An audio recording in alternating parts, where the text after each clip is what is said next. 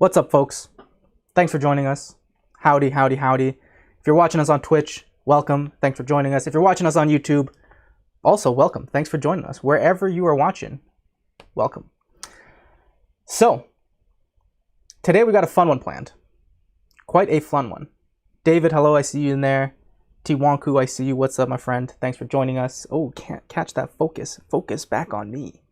I really should turn on the manual focus and just put it on the desk area, I think. But there's only so many hours in a day. So let me tell you a little bit about what we're going to be doing today.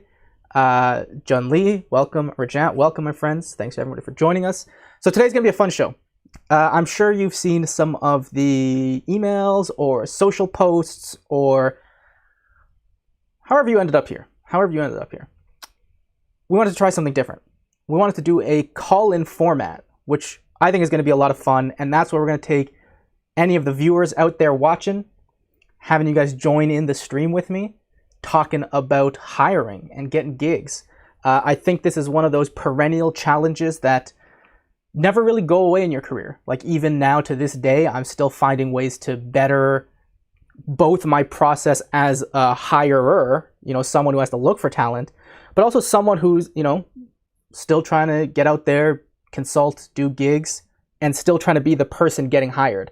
So I think, it's a process that we're all going to work on for the rest of our lives, but we figured it was going to be a fun one for myself to share a lot of the experiences I have, to share some of the tricks that I've been using. We will have our special guest, Matthew Reagan, good friend of ours, good friend of yours, good friend of the community, good friend all around. He will be joining us for the second hour of today, and we'll have a nice little welcoming party once Matthew arrives. So with that said, let me tell you a little bit how this is going to work. So your challenge, if you choose to accept it. Hello, everybody in the chat. I see y'all up in the chat. As Rajat's saying, I'm ready for a telethon. This is definitely going to be a telethon. So here's how this is going to work. I've got a bunch of interview questions here. Common interview questions. And what we're going to do is I'm going to open up the phone lines. They're not going to be like opened, but yeah, and if something seems on fire, right there, that is the fireplace, because this is Canada, and Canada is a chilly place to exist. So I have my fireplace on. So here's what we're going to do. I got a list of questions. And before I ask any of the questions, what I'm going to do is I'm going to ask for a volunteer from the chat. Now, if you're on YouTube and you're viewing because YouTube is like your platform, cool. Only problem is harder for me to direct message you the link to join on YouTube. So if you did want to join in today's telethon, highly suggest hop on over to the Twitch chat, where once you say, hey, I volunteer, then I can say, hey, send me a quick, whisper on Twitch itself, and then I can hit you with the joining link. Bingo, bango, everyone's happy. So then what happens? I send you the link. We do a quick little mic test just to make sure your camera and mic can get up and running inside of our OBS Ninja room. I can even show you guys a little bit of the setup afterwards. It's not very complicated. I was showing a lot of the folks in HQ Pro yesterday that doing this kind of show is not a crazy, complicated endeavor.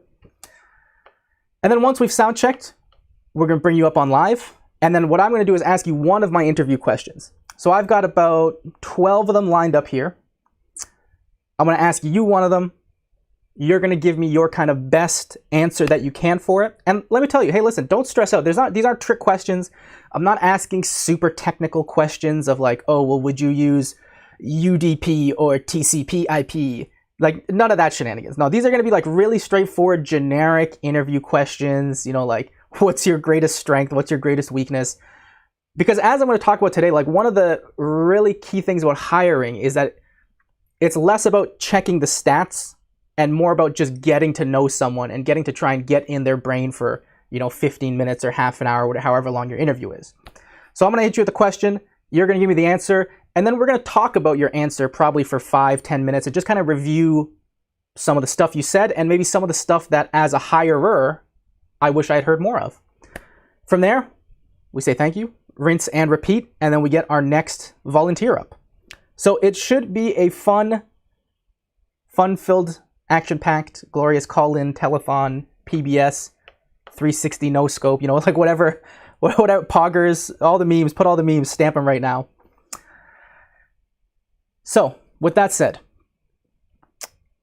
what I want to see is volunteers. So let me get a shout out up in our Twitch chat. Who is ready to be the first volunteer? Rajat's got the emotes. Who's gonna do it? I want to see some volunteers. And I now, listen, between the volunteers coming up, I've got hot tips. We'll be sharing hot tips. We'll be talking about different things like pricing and all this good stuff.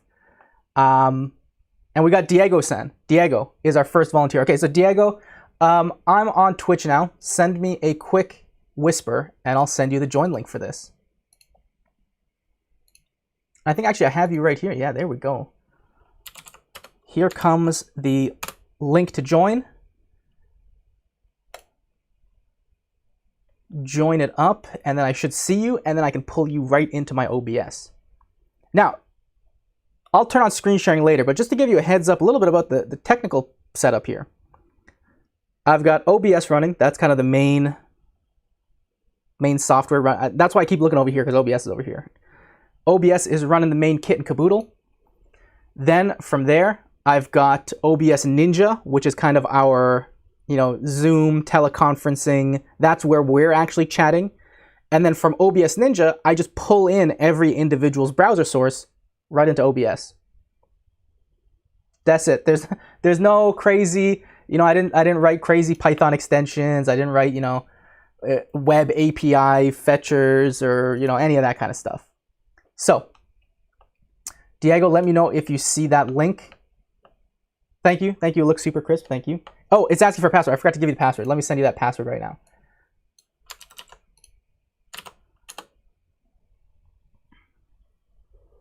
Fails often saying, I can't wait to throw a New Year's Eve party with OBS Ninja. It's a fun one. And if you haven't seen, on our YouTube channel, my good friend Hal Lovemelt made a nice little video talking about some of the more advanced features, such as turning up the bit rate, audio quality, enabling stereo audio, all that kind of good stuff is available actually inside of OBS Ninja. So, and we also have a question. T-Wonk was asking, is this video going to be on YouTube after? I'm not going to be able to stay for the whole stream. Yes, it will be. It'll be available on Twitch right after I think Twitch holds the VODs for 60 days. But then it'll be on our YouTube as well. Like, YouTube's going to save the stream up there for your viewing pleasure for sure. And Beto, are you asking to share the link for the recording? Let me know if so. And Diego, let me know if you're having any issue joining up.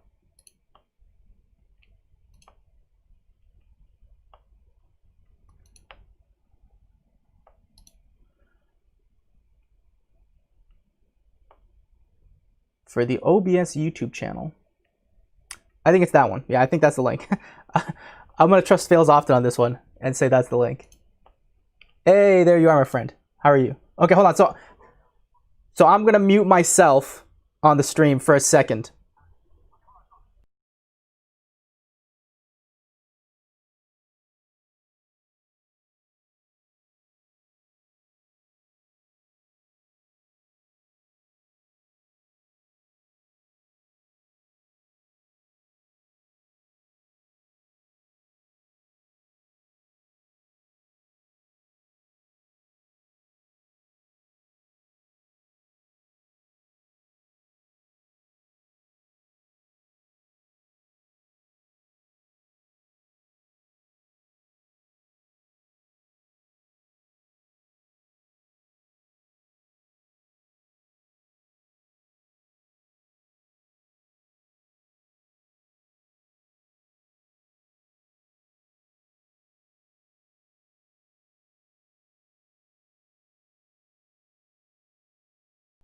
Okay, here we go. We got Diego live. Diego, how are you, my friend? Give me a couple words if you don't mind. Hi, everyone. My friend. Give me a couple words. Oh my God, we're feeding back. So hold on, make sure you mute the stream. Oh my God, we're feeding back. So hold on, make sure you mute. Wait, do you have headphones as well? Yeah, I do.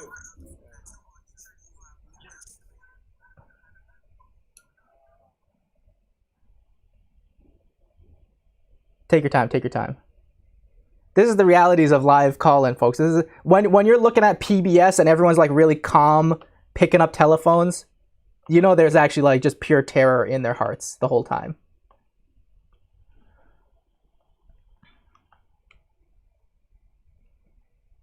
You hear me? I hear you. Yeah, perfect. And do you mind giving me a couple more words? Hey, everyone. Sounds good. And folks in the chat, let us know, we're running, blind a little bit with the audio level. So if anything can go up or down a little bit, let us know. But thank you for joining us, my friend. It takes a lot of courage to be the first one to hop on here. And I appreciate it. So I'm not going to give you like a super hard question by any stretch. Now, before we dive in, do you want to tell people just maybe one sentence about yourself? Sure. I am a visual artist and creative developer, and I make and perform amazing interactive visual experiences to create memorable stories. I like that. That's short, sweet. A little more practice, I think, would be good on it, but it sounds good. It sounds good. And we got in the question in the chat: is this going to be recorded? Yes, it will be. It'll be both on our Twitch and our YouTube after. By all means, take a look. So here's your question, Diego, my friend. What is the greatest technical challenge that you've overcome before, either on a project or in a personal project? Okay, good question. And I would say that,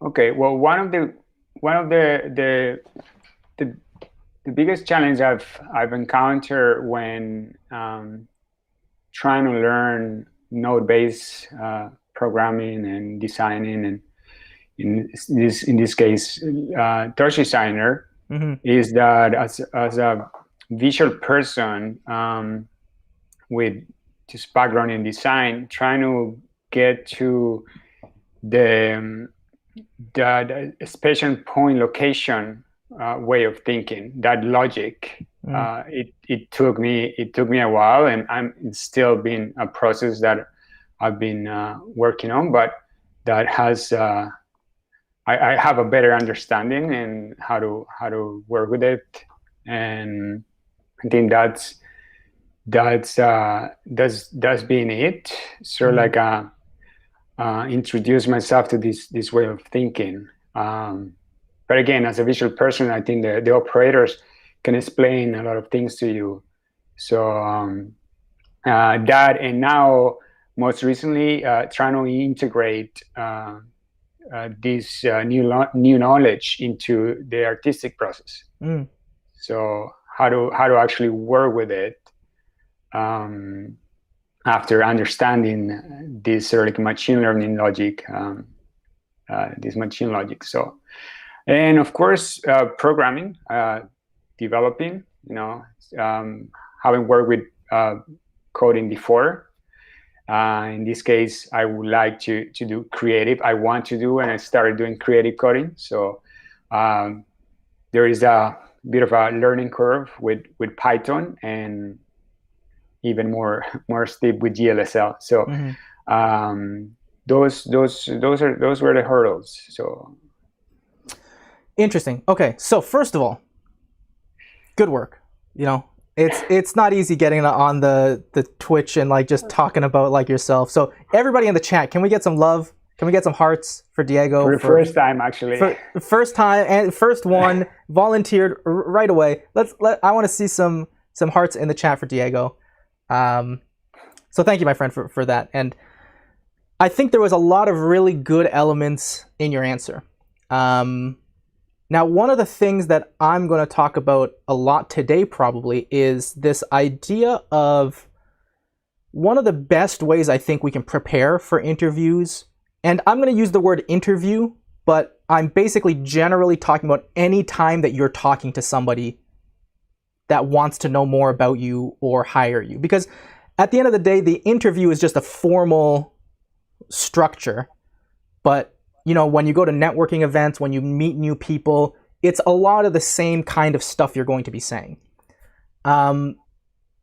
Now, I think one of the best things people can do for preparation is not worry about technical stuff or bullet points or stats on their CV.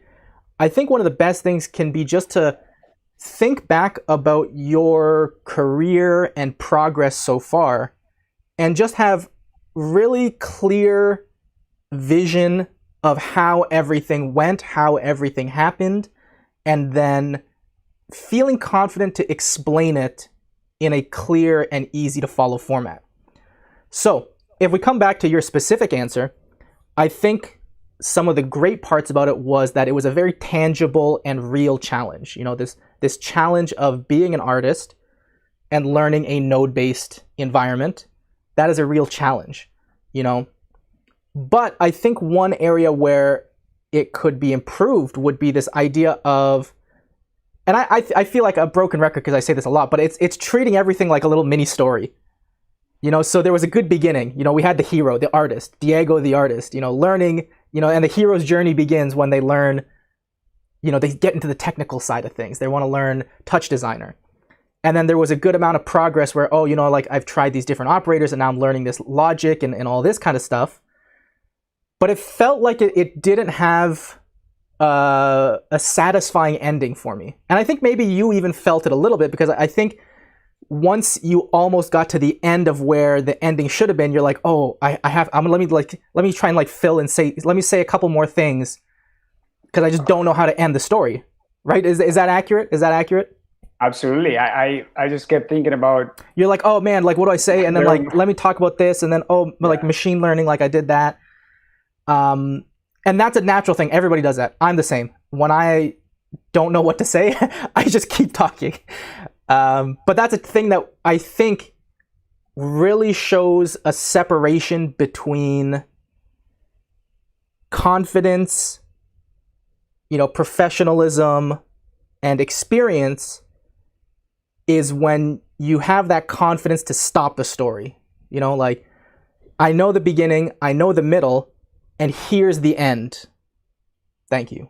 Right? Like that is the big step up, I think, for me. Like when I hear someone that will keep like telling me the different points, and when I hear someone that says, here's the challenge, here's what it did, and here's the result, I'm like, oh, okay, cool. This person like this, it obviously steps them up a big thing for me.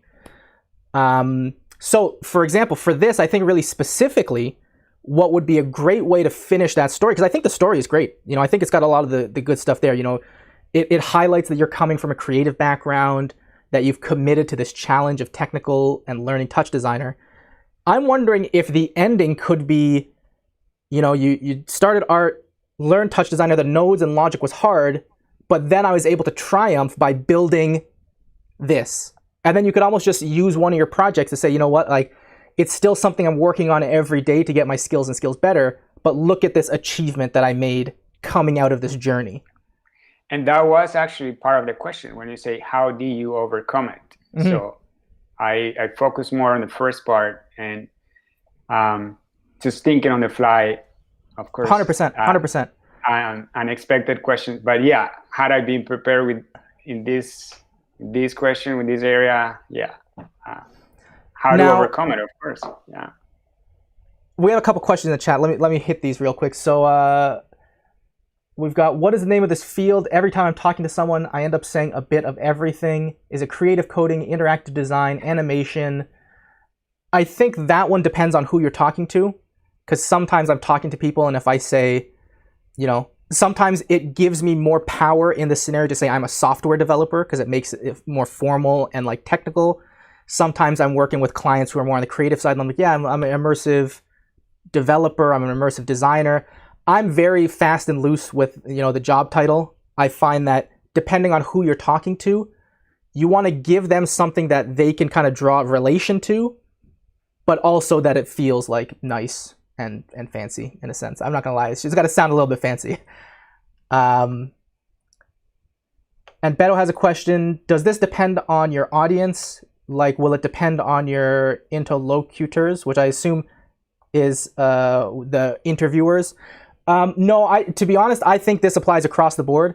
We might even have like a few of my friends who aren't in our industry call in just because I want to just show the same experience. Because literally none of my questions today actually have the word Touch Designer in them.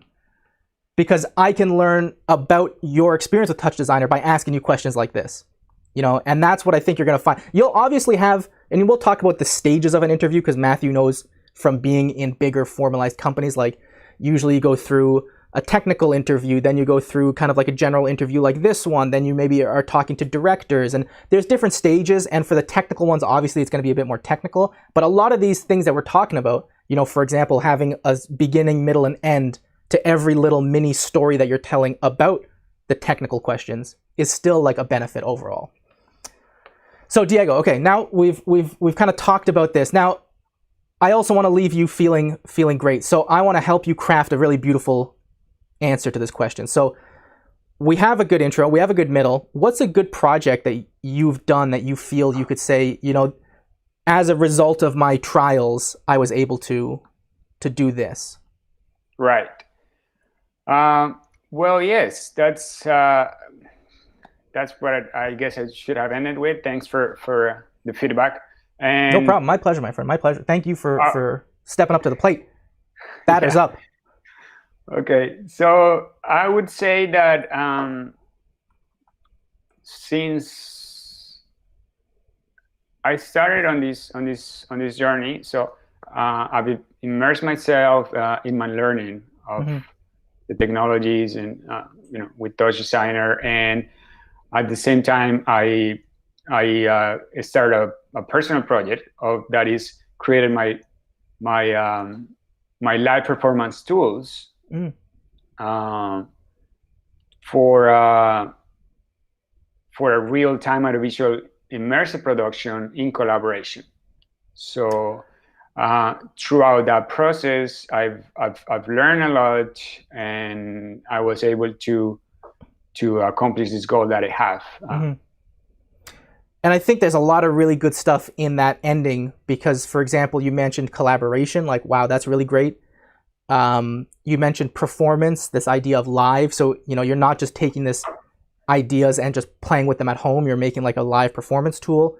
I would even say something that, because I know from talking to you, the idea of point clouds, that's, you could talk about like the development from you starting Touch Designer has now gotten you to this point where you're now making a live performance tool where you're integrating point clouds in real time and using it in a collaborative sense. Like that is a lot of really great elements in there. Okay. So with that said, thank you, Diego, for calling in. My pleasure to have you as always. And yeah, thank you. And I can't wait to hear who's next, our next participants. Awesome. Thank you so much, my friend. Thanks a lot. Bye. So let me transition back here to glorious full screen Sorkabi. And then let's see. So who's next up on our, who's got it? Who's got it in them? Who's got it in within themselves? Oh, me. Fails often. Perfect. So can you send me a direct message, a whisper as they call it on the Twitch? If you send me a whisper, I can send you the magic link. And let me see if maybe I could find you. Fails often. Hey, I found you. Okay, I'm going to send you this whisper. Here it comes. And let's get some more hearts in the chat for our friend Diego. First up to the bat. Okay, and then hold on. Let me send you the password as well here.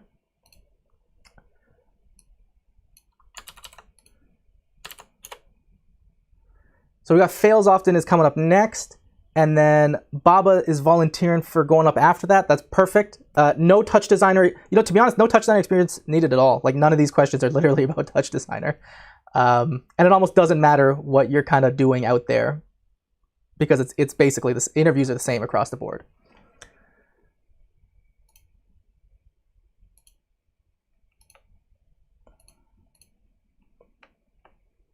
Okay, so we're just going to give our friend here a minute.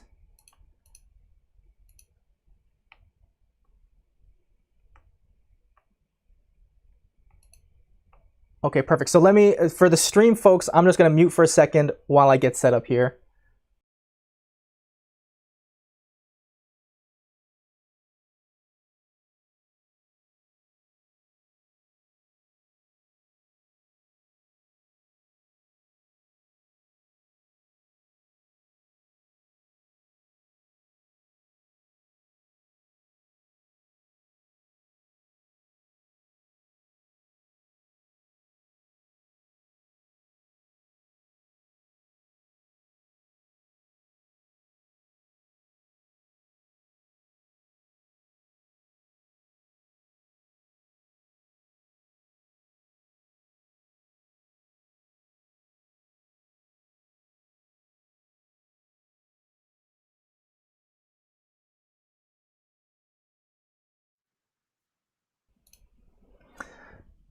Everybody, welcome David.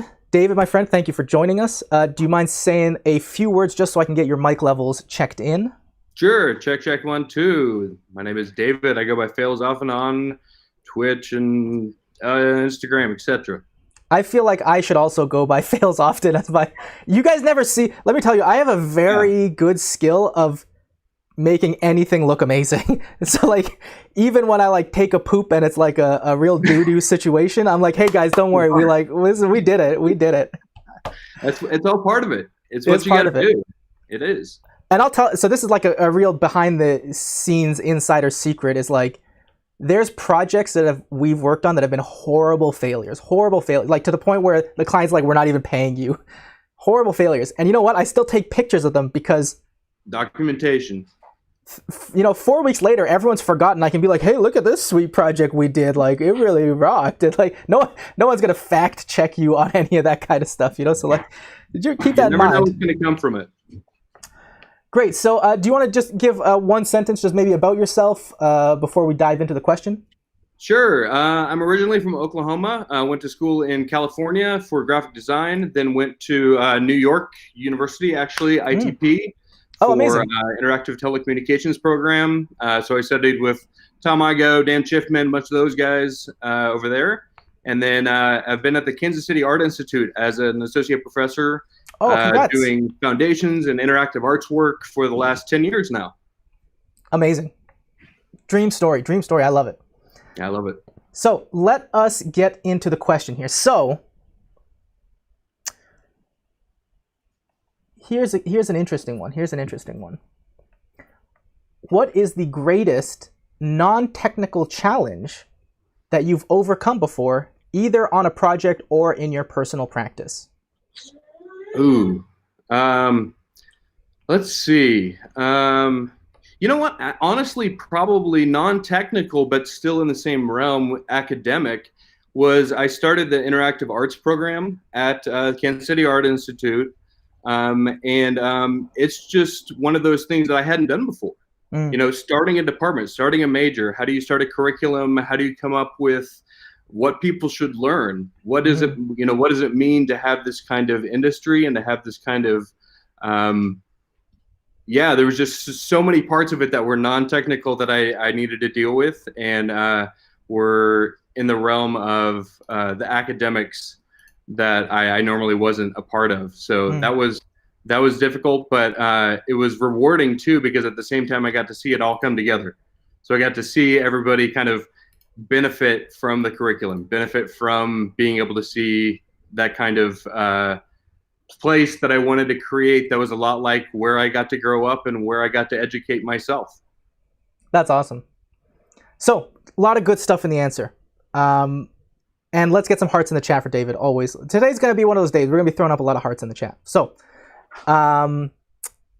what I really liked was that it felt easy to follow, totally understood point by point.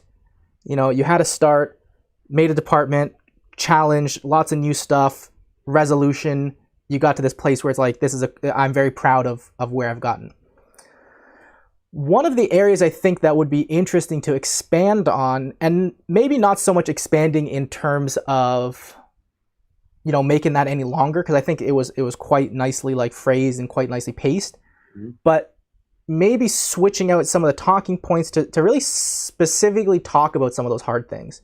Yeah. Because I know how hard it is to like do a random new thing that like, you know, you've never done before. But, you know, maybe on your panel, if somebody can't really like relate to that, if they've been in their lane for most of their career, and not to say that there's something wrong with being in your lane, because you could be in your lane and constantly be banging on like hard projects, but you're talking really about like you went out a lane, did something like kind of really big and drastic that maybe was not going to work out, and it ended up working out. But I think you could almost talk, you know, whether it's one specific challenge or two sub little points to bring in there. I think that could be a good thing. Like, so does anything come to your mind off the top of your head that like, you know, actually one of the really like specific things during it was like this, or two micro points that happened were like this? Yeah, that's actually a really good point. Two that come to mind. One is dealing with like administration. You know, just don't, you know, the red tape. Of course, we have to deal with red tape if we're in business and commercial side, and you know, that's like a whole nother thing than academic red tape. Oh, academic! I'll tell you, I think academic red tape is worse. I think it's the tape is redder and thicker. Oh man, it is, and it's there all the time. It's there. It's not like it gives up. So it's thick red tape, and it takes a long time to cut through. So figuring out what scissors to use was a tough part, and figuring out who to talk to and who not to talk to, who to kind of keep some things to yourself. And kind of similarly, one of the other things would be like a budget, having a budget for a department, and how to like figure out what parts do you buy in a new media field, in an experimental field that I know that I'm going to need to get to my students so they can experiment and not waste, not just buying because we have money. So both of those are amazing points. There's so many brownie. It's like I just took the bite of the richest brownie, and I'm like, delicious. Because like, so for example, like even though those seem simple, they make the challenges seem so real and relatable. Because if you said to like, you know, whether it's on academic side or commercial side, you say, oh yeah, you know what, I had to deal with red tape, and like exactly what you're saying, learning which scissors I got to use and who to talk to and who to not talk to. The hearts start gushing. They're like, oh man, this person's not going to make us look like a fool in front of the client, because, you know, they kind of get it. And that shows so much experience as well. Like, I think it's such an easy thing to throw in there that shows so much about your experience and like your achievement in that. I think budgeting is also the same. That one I felt was like, that'll be an easy one to relate to, but I think it doesn't show as much as the first one. So I would say, like, if I was personally going to pick, I would say the first one is juicy enough where if you talked about it for like a couple more, you know, like a sentence or two more, and didn't talk about budgeting, I think you'd be like more than fine to say like that was like a really perfect like answer. Yeah. No, that's great. That sounds great. Absolutely. So I think this goes to another element that I think is really good to know, because when you're preparing for like interviews, and I tell everyone like preparing for interviews, it's a lot about being honest and talking about your experiences. Because, I mean, I'm just trying to think of like an example. Well, I've got a great example. I've got one for you right now. Yeah, hit me. That department that I made, they canceled. Oh, God. I failed at that department. Oh, no. So what they made, what actually went through, you know, we got to the point that the school wasn't bringing in as many students as they needed to, and marketing wasn't going the way that we needed it to. Oh, and man. You know, it's just, and then we had COVID hit, and you know, everything else, it was just kind of like it didn't work out. Yeah. So kind of like it's relatable. I've been using fails often and fail often as kind of my mantra ever since New York University, actually. And it keeps going, because even 2 years ago when the program got cut, you know, I just have to keep going. So when I talk about it, the first thing I say isn't I made a program that got cut. It's I made a program. And I think that's totally fine. I mean, you know, what happened, you know, I make a lot of permanent projects. What happens 5 years after doesn't change the story that I tell about the install. Yeah. So that's it's really the experience of going through it. Exactly. And I think actually that's really interesting because that is a perfect example that I was looking for. Because I think you could say like, oh, well, the challenge was that it got cut and that it failed. But I don't think that would be as relatable as a challenge, right? Because there are going to be people, like even we're saying, like, some people going down their lane and they kind of just stay focused on, what they really like, whether it's like technical stuff or programming or design. And they might have experienced like a failure. I don't like the word failure, but like that. They might have experienced like the crash and burn, which for some reason that sounds way better to me than failure. But they might have experienced like, oh, well, we submitted a thing, client didn't like it, they say start over. But I feel like unless people are really like in that entrepreneurial spirit like yourself, of like, I'm going to start a whole new thing, that kind of loss is like totally different than the other one. So I think that first story is the best one because I don't want to say it's like the, oh, what's that? It's not the Wonder Bread of experiences, but right. It's one that shows the good stuff that you want to talk about, navigating politics of an environment, right. knowing that not everyone is equal footing when it comes to who's talking to who and navigating red tape. But it's also relatable enough that everyone's going to be like, oh, yeah, like I totally know. I know that one. Like I did that last week. So that one I think is the perfect one. Yeah, you want the other person to be able to relate to you as a person and not just as an interviewee. Exactly. And I think that's like a big thing for me is always just building relationship. Yeah. I always say like working with people, getting a job, like all this stuff is kind of like speed. This is like speed dating, right? You get in a room with someone and you kind of just have to be like, do we got a little bit of chemistry here? Is this working? Like, are we going to give it a try? And maybe they're asking technical questions like in a technical interview capacity, but a lot of the time I think there's going to be questions like this, just like, who is this person? Like, what can I learn about them and their past? Like, what are they doing with their lives? Like, are they in the right headspace that we're in? Yeah, it's a lot, like you said, the headspace, the vibe, the kind of communication that can or can't happen, because a lot of times you try to talk on one level and they're talking on another level. And it's just making sure that you're on that same space, that same brain wave. Absolutely. So thank you, my friend. It's a pleasure having you on. Thank you very much, Elburz. And everyone, hearts in the chat for our friend David. Well, I'm a messenger of the people. You're the man. Thank you. I appreciate it. Whatever we can do to help out, folks, always let us know. If you have suggestions for good shows, support at interactiveimmersive.io. I almost forgot our email there, but .io, that's the one. Send us, we're always open to doing fun stuff and having lots of good stuff going on. So thank you, my friend. Thank you very much, Elburz. No problem. So let me switch over to full camera here.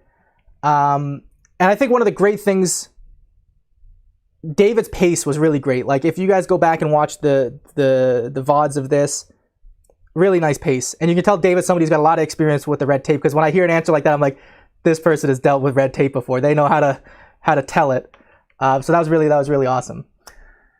Now, before we keep diving in here, a couple of quick things, because let's be real. It's no coincidence that we're talking about jobs and getting hired.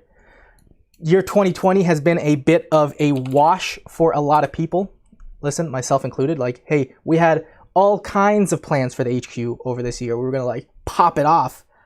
And in some ways, we really tried our best to keep bringing those plans that we were doing. But some of the plans got staggered. Some of them got shifted around. And I think going into this 2021 year, one of the best things I could recommend is for people to still just be hungry. Just be out there like on the hunt for projects. Because let me tell you, one of the interesting things I've found is that there are actually a lot of touch designers specifically. There's a lot of touch gigs out there right now. And in general, there's still tons of actual like full-time, part-time employment opportunities for folks in our industry. And the reason I know this is because we actually just launched a new job platform that is free to use for all. I'm going to share my screen here up in a second. I'm just talking while also configuring NDI scan converter. Let's see here. So let me pop open. Let me drop a new NDI source. Let's call this my screen.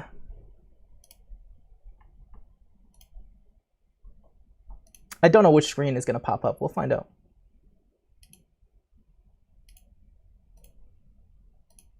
Who pops up? Oh, you got OBS Inception. Okay, well, now we got to switch to the other screen. I'll come back to this because I want to show you guys the setup later. Because let me tell you, this is like not a hard setup. And I think folks in the chat can, David and Diego who joined us, they can probably attest that it them joining was also really easy and smooth process. It's not like a crazy, they didn't like hook up to some, Professor Xavier style machine. Okay, hold on, let's see. You guys do see, oh no, now you see the other screen. It's psyching me out here. Okay, so we're here. So jobs.interactiveimmersive.io. I'll give you a quick little tour. Let me post it up in all the chats for y'all, wherever my Twitch, that is my chat. So we launched this new job platform, free to use for everybody. Hop on in there. There's a lot of good stuff. We really wanted to bring a job platform that was really focused on our industry. And you're going to notice like little things that just make it so much easier for our industry to operate. So for example, obviously we got some featured jobs. These are going to be from a lot of like the partner companies that are working with us. But, if you go to find a job jobs, you're going to see there's like a lot of jobs popping off right now. And even if we look on the side, like, small things like this, being able to categorize and filter jobs kind of by our specific industry's proficiency. So like if you're a touch designer dev, you can already see there's 13 jobs are out there right now within like the last few weeks. Creative technologists, motion designers, dome mappings, tech leads. So even though 2020 has been kind of like a write-off, I think a lot of companies are starting to see that other side where they're thinking to themselves, hey, you know what? Within the next couple months or so, and actually I figured, you know what I could do? Hold on, this has got to go here, because I can be on screen too. We can have a jolly old good time. Welcome back, myself. But there's a lot of stuff on here. We can see there's 43 Unity gigs, 20 Unreal gigs, lots of Notch gigs, Touch Designer gigs, Houdini gigs, C4D, whatever your heart's desire is. I would probably assume that there's a gig out there for you. So I think one of the best things that you can do right now, and this is kind of why I wanted to hold this little mini workshop session, was get people back into this feeling of, hey, you know what? There's jobs. I got to be ready. Got to be ready to talk to people. Got to be ready to explain people my career, my experience, my situation. Because I think you could start that hunt now, even though it feels like, hey, you know what, it's like Christmas time, like let me like chill out a little bit. There's nothing wrong with rest. I'm highly often touting the benefits of rest, but also good time to double down, because if everyone else is resting, it's a good time for you to hit out there and get some gigs. So jobs.interactiveimmersive.io, that's the place to go. And if you did want to take that hunt to the next level, like if you wanted to go full Jumanji on your hunt, I recommend joining the HQ Pro, because the HQ Pro members do get extra features on top of the job board that's free to use for all. So one of the really cool features is they get to host professional profiles on here. So you can see our friend Diego strikes again.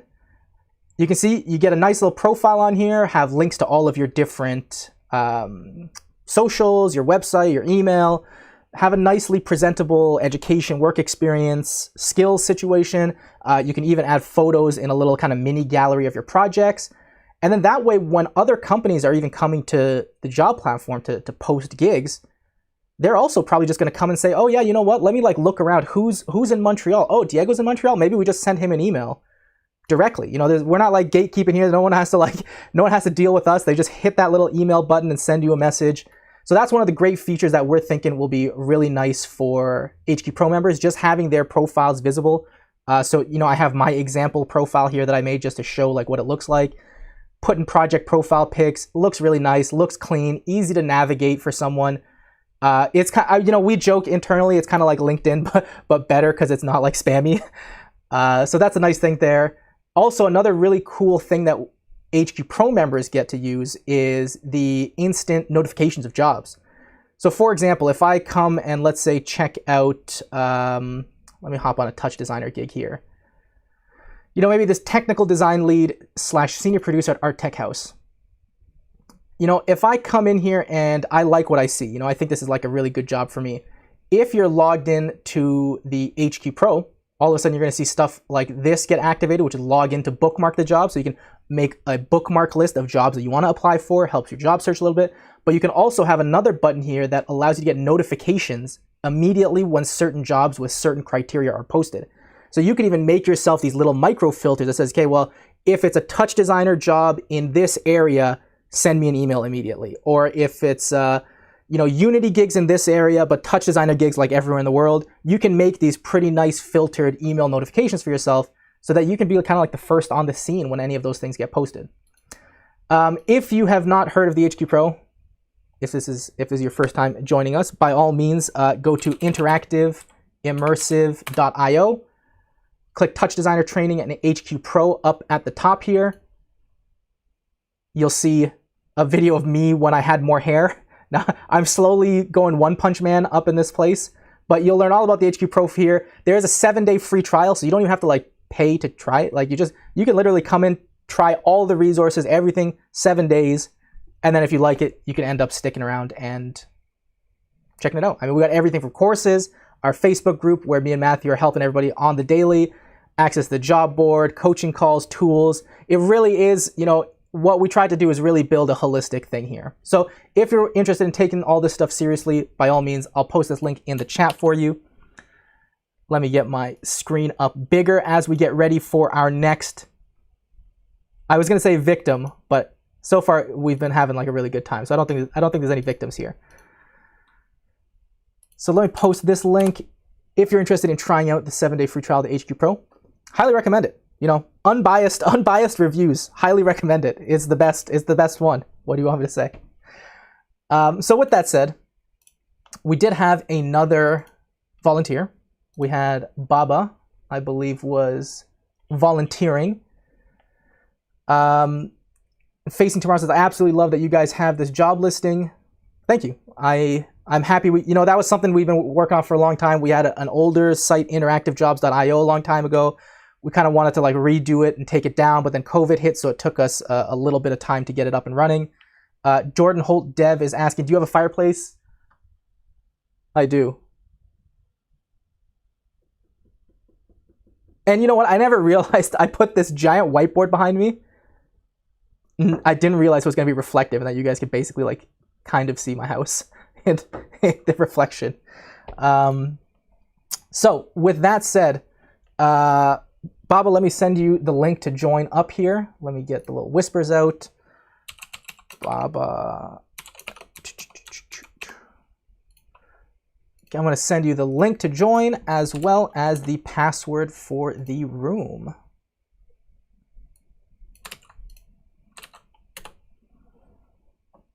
Cozy fire, it's not bad. I'm not gonna lie, it's pretty chill. Like I got like a blanket wrapped around the lower half here. This Canada's not a joke.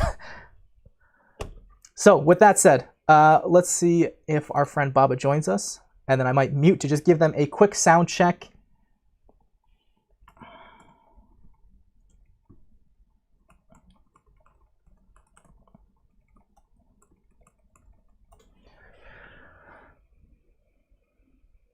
Let me know, Baba, if you see that. I sent you a whisper on Twitch, so it should be somewhere in the Twitch in the top right. You should see a little little icon that says, hey, somebody sent you a whisper.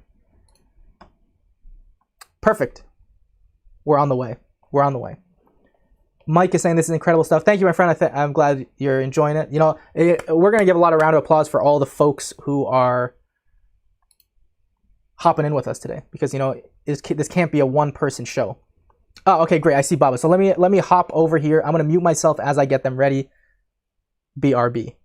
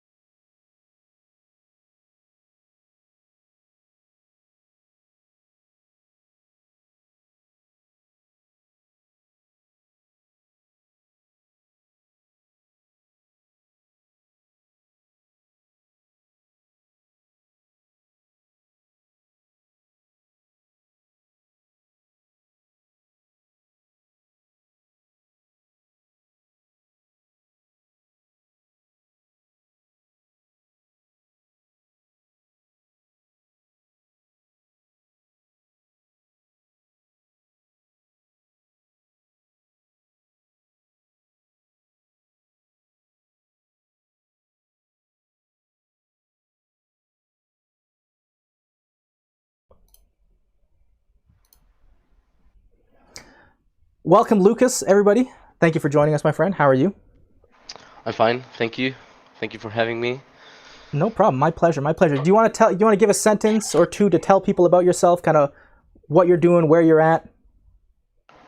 Sure, I'm a filmmaker from Chile. Um, I really like learning in general. I got into touch designer, I'd say around 1 year ago.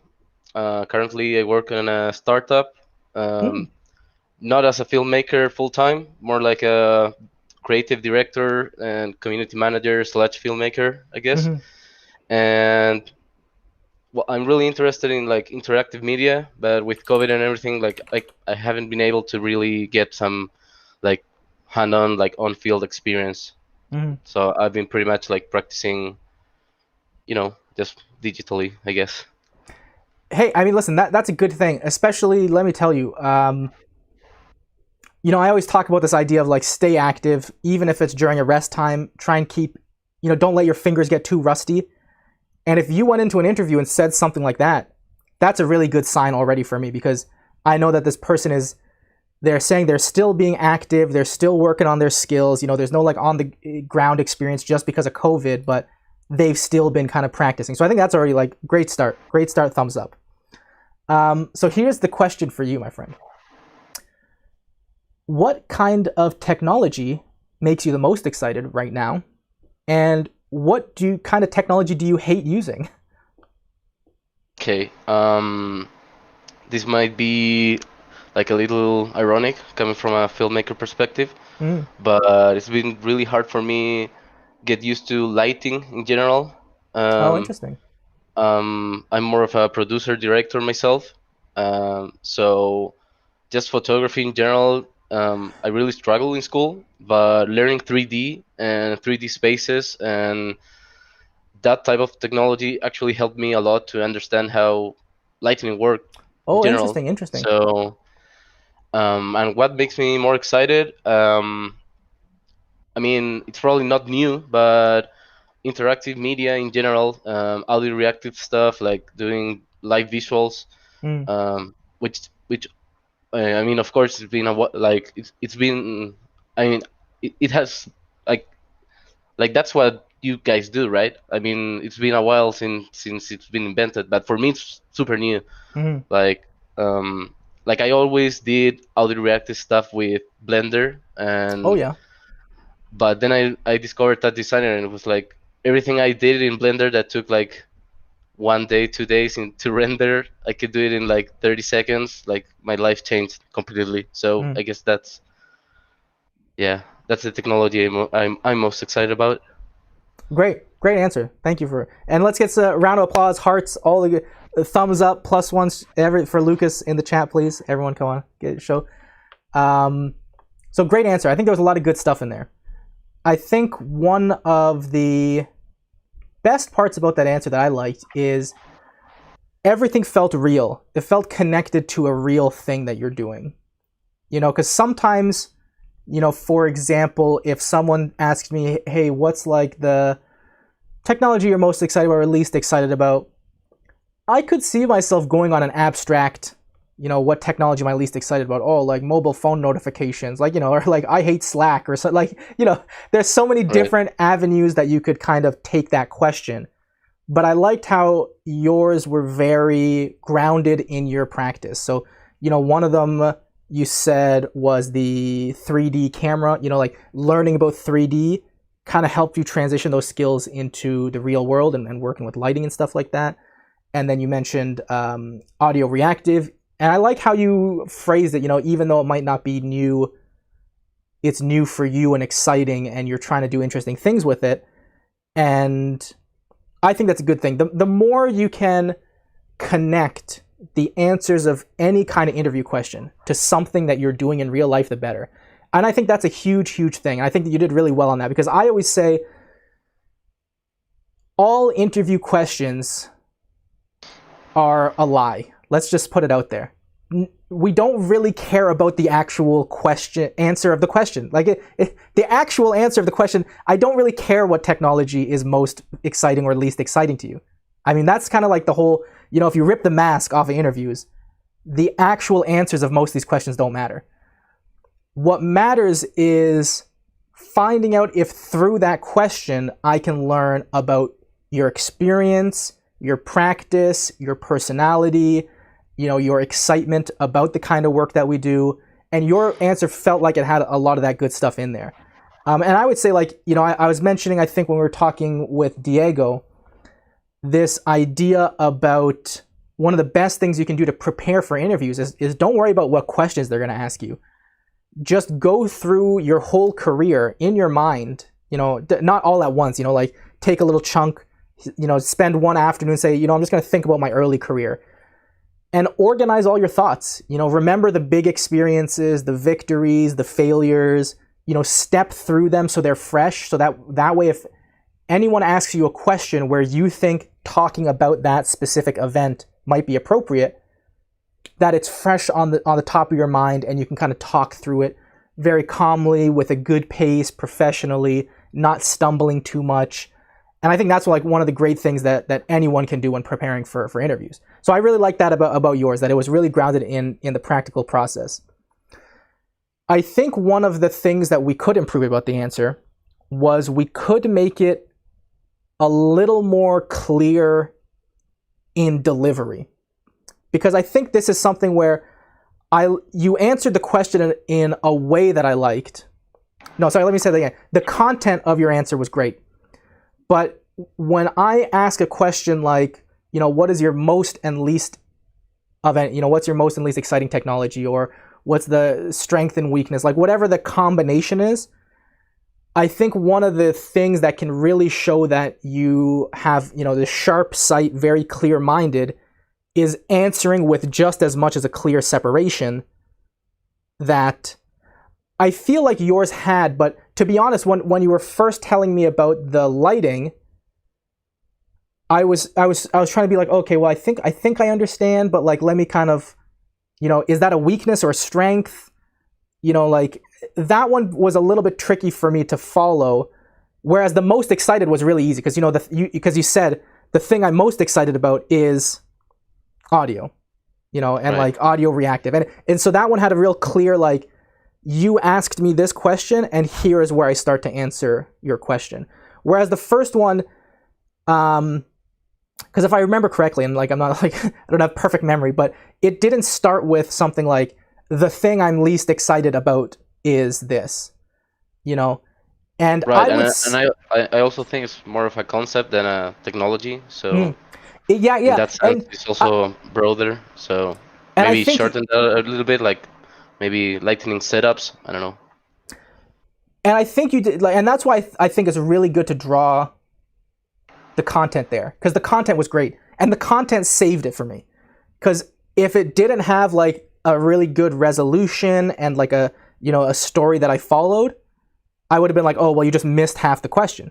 But because it had like this really interesting, like, oh, okay, yeah, I like the content. Oh, it applies to real world stuff that you're working on. Oh, okay, like shows a bit of struggle, development, and then kind of like this interesting kind of, it showed me enough personality and enough about kind of like your working practice that I was like, oh yeah, you know what, like maybe if it didn't perfectly fit the hole that I was asking for, it's good information for me. But I think like, especially when you get questions like those where, whether it's asking for like the most or least of a thing, or if they're asking for a specific thing, whatever experience you draw on to fill that, I think making sure that it feels like you're directly answering the question is always a good thing. So for example, like if we were going to take yours and say, the most excited part I think was great, and it's always a good thing. You can always practice these things and make it feel smoother to say and all that. That stuff's fine. On the least excited part, because I guess where I was confused, it sounded like a positive story. It sounded like there was a good. So are you least excited about 3D? No. Digital 3D? No. Yeah, you're right. Yeah, it's confusing. A little bit, right? So like what kinds of stuff could we use instead for you? Because I can give you a good example of mine. I know mine. Mine is memorized. Is easy. Right. I hate leap motion. Anytime someone's like use leap motion, I'm like, I don't want to. That's it. I either double the budget because I just don't like it, or I say, can we use something else? I just don't like leap motion. I'm sorry. Like, it's not a sensor for me. The amount of times I use leap motion in my professional practice and had users come up and they're like, oh, look, a sensor. And then like the leap motion stops working. Like, this happens so many times in my life. Like, I can't do it anymore. Well, I guess on top of my head, it would be like learning Illustrator-like software right now. I'm doing a lot of design for the work I'm doing, Yeah. and that's been a struggle coming from Photoshop. I know, I don't know. It's they're really different, Oh yeah, believe yeah, it or totally. not. Yeah. And yeah, I guess that would be like a straight up like software kind of answer, I guess. So that's got a good start because, you know, it's very specific. You know, you can say the thing I'm least excited about is, you know, the fact that I'm learning Illustrator right now. Right. Now, what I think we could do to even make that better is then bring in some of the elements that we had in the first answer, which is like, well, I'm least excited about learning it, but I'm learning it because it has these important values to me and it lets me do these things. I'm just not excited to learn it. So like, for example, if you were going to keep going that, so you're like, you know, I'm least excited about the fact that I'm learning Illustrator right now. And then finish it for me. Like, give me a couple of things, you know, but I'm learning it because... Yeah, but I'm learning it because it's like way easier to prototype logos and just like bigger scale stuff in general. It's more modular, I guess, in more of a touch designer kind of language. It's more modular, like compared to Photoshop. Even you can work with like non-destructive workflows. It's still way easier on Illustrator when you get the flow. But the whole vector thing and lines, yeah, that really doesn't really spark my interest. It doesn't spark my interest either. I don't blame you. Yeah. I think that's good. So then I would take that same characteristic and then try and just, you know, compress it down so that it's like really high density, high mass, you know. So you say, I'm least excited about, you know, currently I'm really getting into Illustrator and learning Illustrator. You know, I find, and I think you had a good point, the challenging part. I find it's challenging because I come from a Photoshop background, so switching over to this idea of vectors and lines is difficult. But I see the value in that it's so much better for quickly prototyping logos or creating graphics that scale much better in these kind of real-time environments like Touch Designer. Right.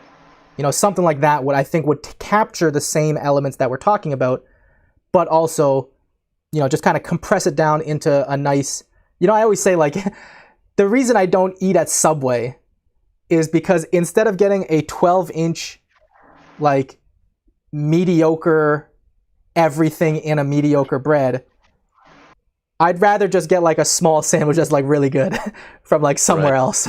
You know, that's like why I don't eat at Subway. And when my friend's like, oh, I had a friend who's like, oh, I ordered some Subway today. I'm like, why? Why did you order Subway? And I think that's, you know, I'm ripping on Subway a little bit, but that is the same kind of idea, I think, with these. You know, whenever there's the option to be shorter and just keep those points very clear, crisp, and done, you're almost always going to benefit from that. Great. Right. Thank you, my friend. Yeah. Thank you, Lucas. Everyone in the chat, you. Let's get some hearts for Lucas. That was a great answer. It had some nice points to it. It's a tough one because that one's a tricky one because it could go in any direction. Like, no, thank you very much for having me. And I'm gonna plug my Instagram. It's Internet Big Boy. I like that. Internet Big Boy? Yeah, that's my... That's dope. I'm trying to make it happen. That name. Okay, cool. And then please just share it in the chat as well so folks can go check it out. Sure. Thank you for having me. No problem. Thank you, my friend. Bye-bye. So let me switch up back to full cam mode here. Thank you, Lucas, for joining us. That was a fun one. So, we should have our special guest joining us very shortly. I'm just checking to make sure I didn't miss any messages here.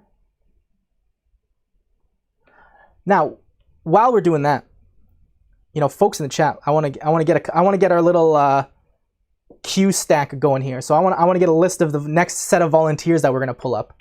So if you're in the chat, listen, if you're on YouTube, hop over to Twitch. just because then we can do like kind of direct messaging, which is a little bit easier. And I can send you the link to the room. If you're on Twitch, take a deep breath, get some water, turn on your camera, turn on your mic, get it ready. Say, I will volunteer. I am going to go up after this. Because then we can get a little kind of like line going. So Rajat's got a volunteer. May Sam is getting ready. Awesome. Good. So we got 2 volunteers. Let me just see here. I'm just checking to make sure. What's the Twitch link? I will send it to you right now. It is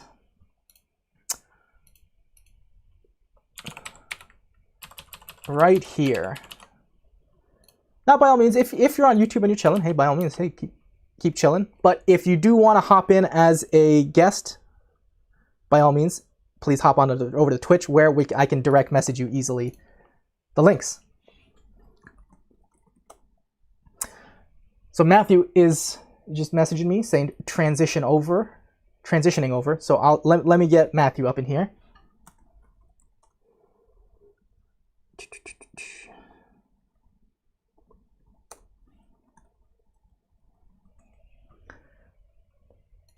And then I'll come back and I can probably show you while I'm joining Matthew. Let me just show you how I'm joining people. This is like, let me give you a quick behind the scenes. You know what I'm talking about? That BTS life, but not the band. Maybe the band, I don't know. Why not the band? So as you're gonna see, I just sent, let me send the password here over. So I got, what screen? You guys see this screen. Okay, so you guys see OBS Ninja is open right now. And this is kind of where I'm doing all the routing for people calling in. So for example, I just sent Matthew the link.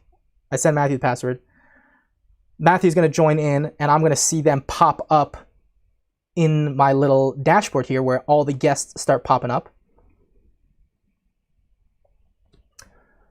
Diego had a question. I will come back to that in a second. Let me just get Matthew all connected up in here. I see Matthew's over here. Hold on, let me I forgot to tell Matthew that they're going to be live like immediately. But they can't hear you. They can't hear you yet. Just hold on a second. So okay. Because I want to show them what it's like to connect. This is like the BTS behind the scenes. Because Matthew can hear me, that's why they're responding. So let me bring, this is my OBS over here. Let me move the chat out of the way for a second. So like this is like, it's really as easy as this. Like, oh, hey. So Matthew joined into my chat here. And then I would basically just have to do copy their OBS Ninja little solo link here. Hop over, and then what I was doing before is switching into studio mode, because then I have my program on the right side, but then on the left side I can switch over to another scene and like set it up. So then I basically just have these browser sources laid out in all these different scenes, and all I have to do is go into it and paste that new link, and then bam, we had the call-in show is done. That's it. And then all I have to do, I literally just switch over to the scene.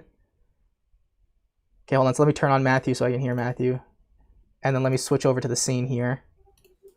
Yo! What's up? You're live now, by the way. Sorry, I did that very non-kosher thing, which was like not tell you that you're going to be immediately live. I guessed. I was like, I bet I'm just going to be live right away.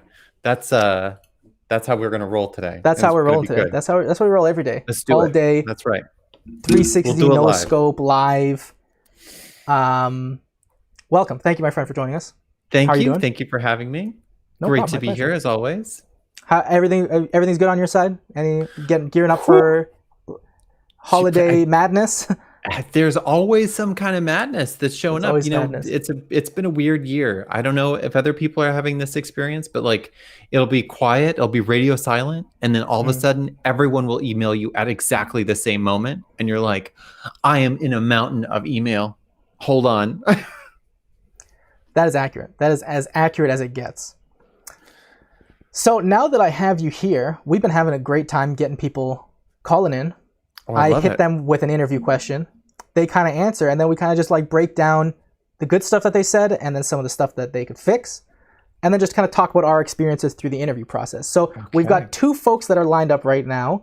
We've got Rajat is ready, and May Sam is ready after that. We have a question from Diego we'll come back to, but something I wanted to ask you, because... Oh, I'm ready. Oh, I know. No, don't worry. It's not a hard one. I'm not no, ready. Listen, I'm not ready. I've been... you're ready. No, you're ready. It's because you've had experience in these bigger companies that have more formal and multi-stage interview process, because, straight up for folks in the chat, like when I interview someone, it's like, yo, here's a Zoom, like join it. We like talk for like 20 minutes or what up? Yeah, exactly. It starts and ends with what up, and then that's kind of it. But, from your experience, like, could you describe a little bit that multi-stage interview process, maybe what they might be expecting just generally in those senses?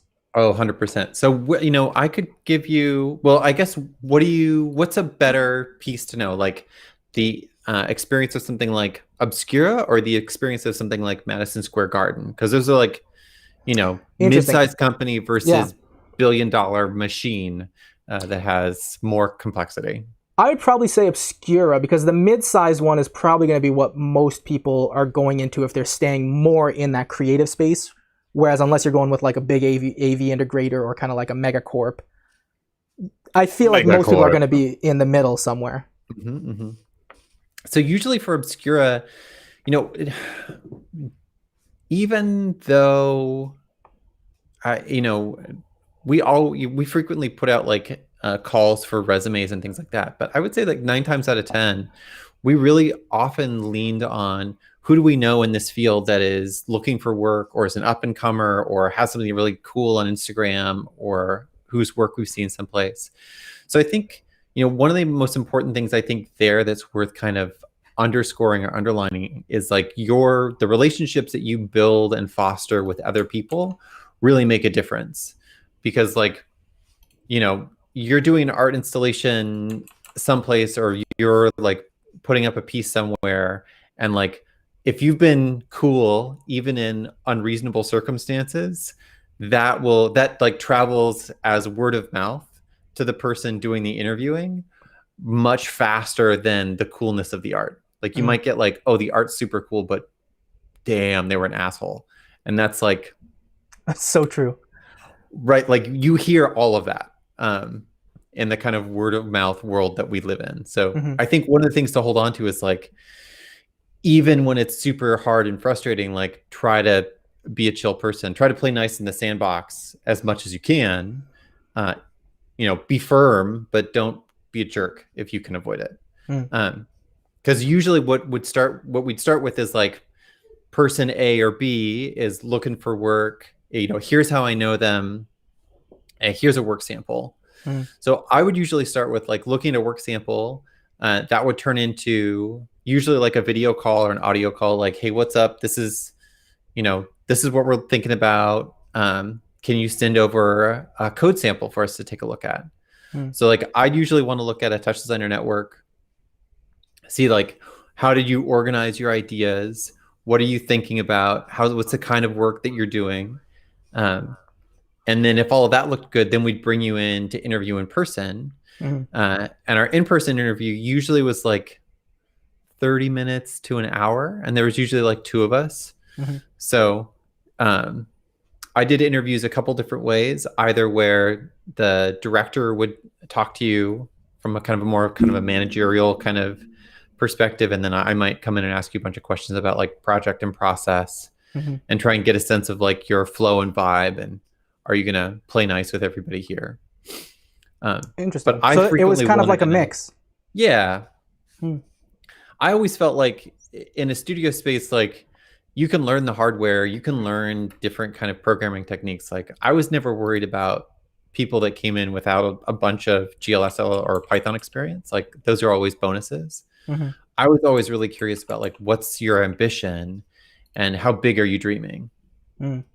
Because like at the end of the day, the developers were often the folks that were talking with artists and talking with creative directors and being like, no, this is possible or that's possible. Let's dream a little bit bigger than like, we're going to bake it all into a video. Let's like find our amount of ambition so we can bring that to the table.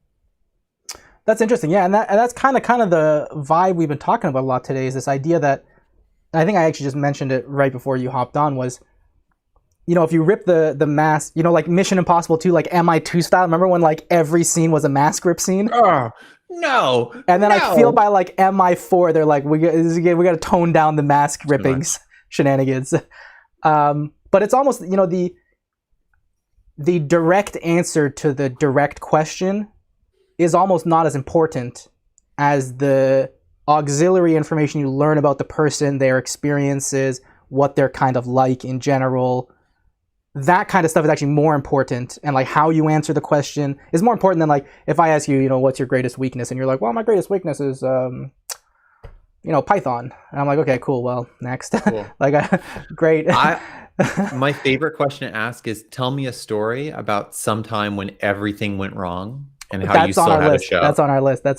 Yeah. Okay. Right? Because like, I want to know when the shit hit the fan, how did you respond to that, and how did you still have a successful show, or did you not have a successful show? What did you learn from that? You know, how would you have approached that problem or challenge differently, knowing what you know now? Well, with that said, I think we are ready to bring in our next special guest. So Rajat, I'm going to send you the link on Twitch, and I'm going to send you the password as well, my friend, if you would like to join in. I will then see you and pull you into the OBS setup. And while they're doing that, I mean, what would be your interview hot tip? Because my hot tip so far has been, it's the best thing I said, the best thing anyone can do for an interview is don't worry about their stats or statistics, but just like take a moment and think about your whole career and life and just like organize your thoughts. Just like put it in order, know the event so that if you picked out an event, you could like talk about it without being like, oh.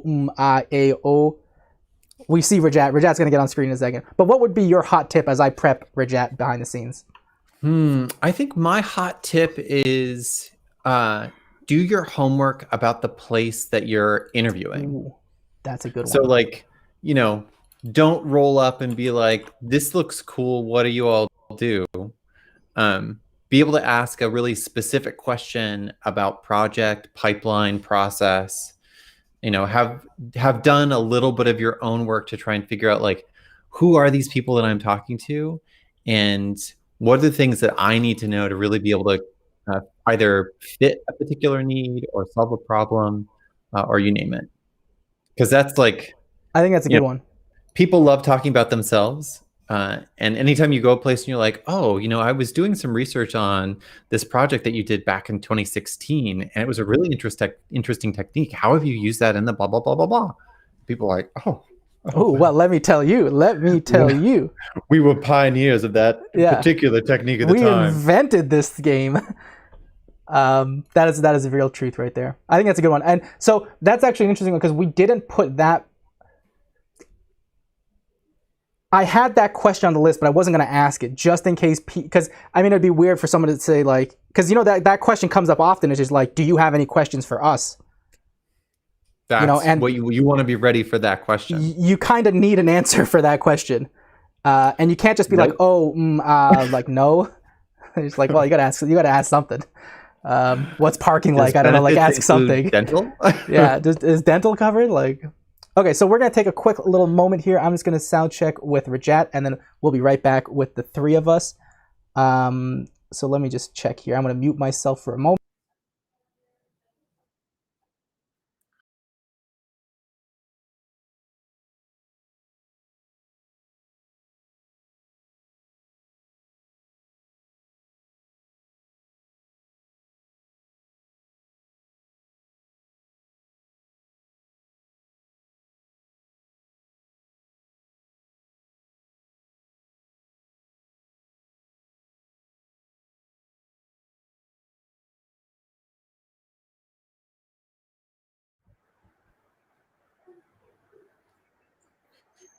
Elburz, you need an operator.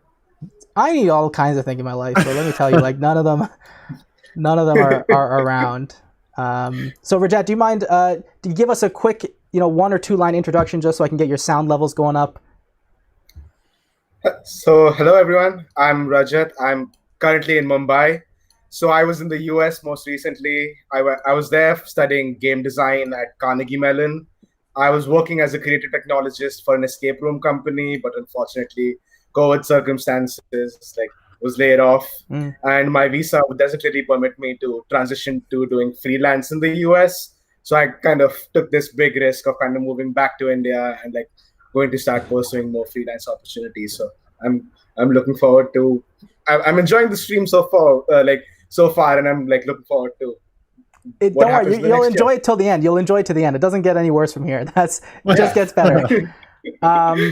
So here's the question I got for you, Rajat, and it's an interesting one. It takes a little bit of a different turn than what we're talking about, and kind of more similar to what Matthew was just mentioning. But how would your coworkers describe you?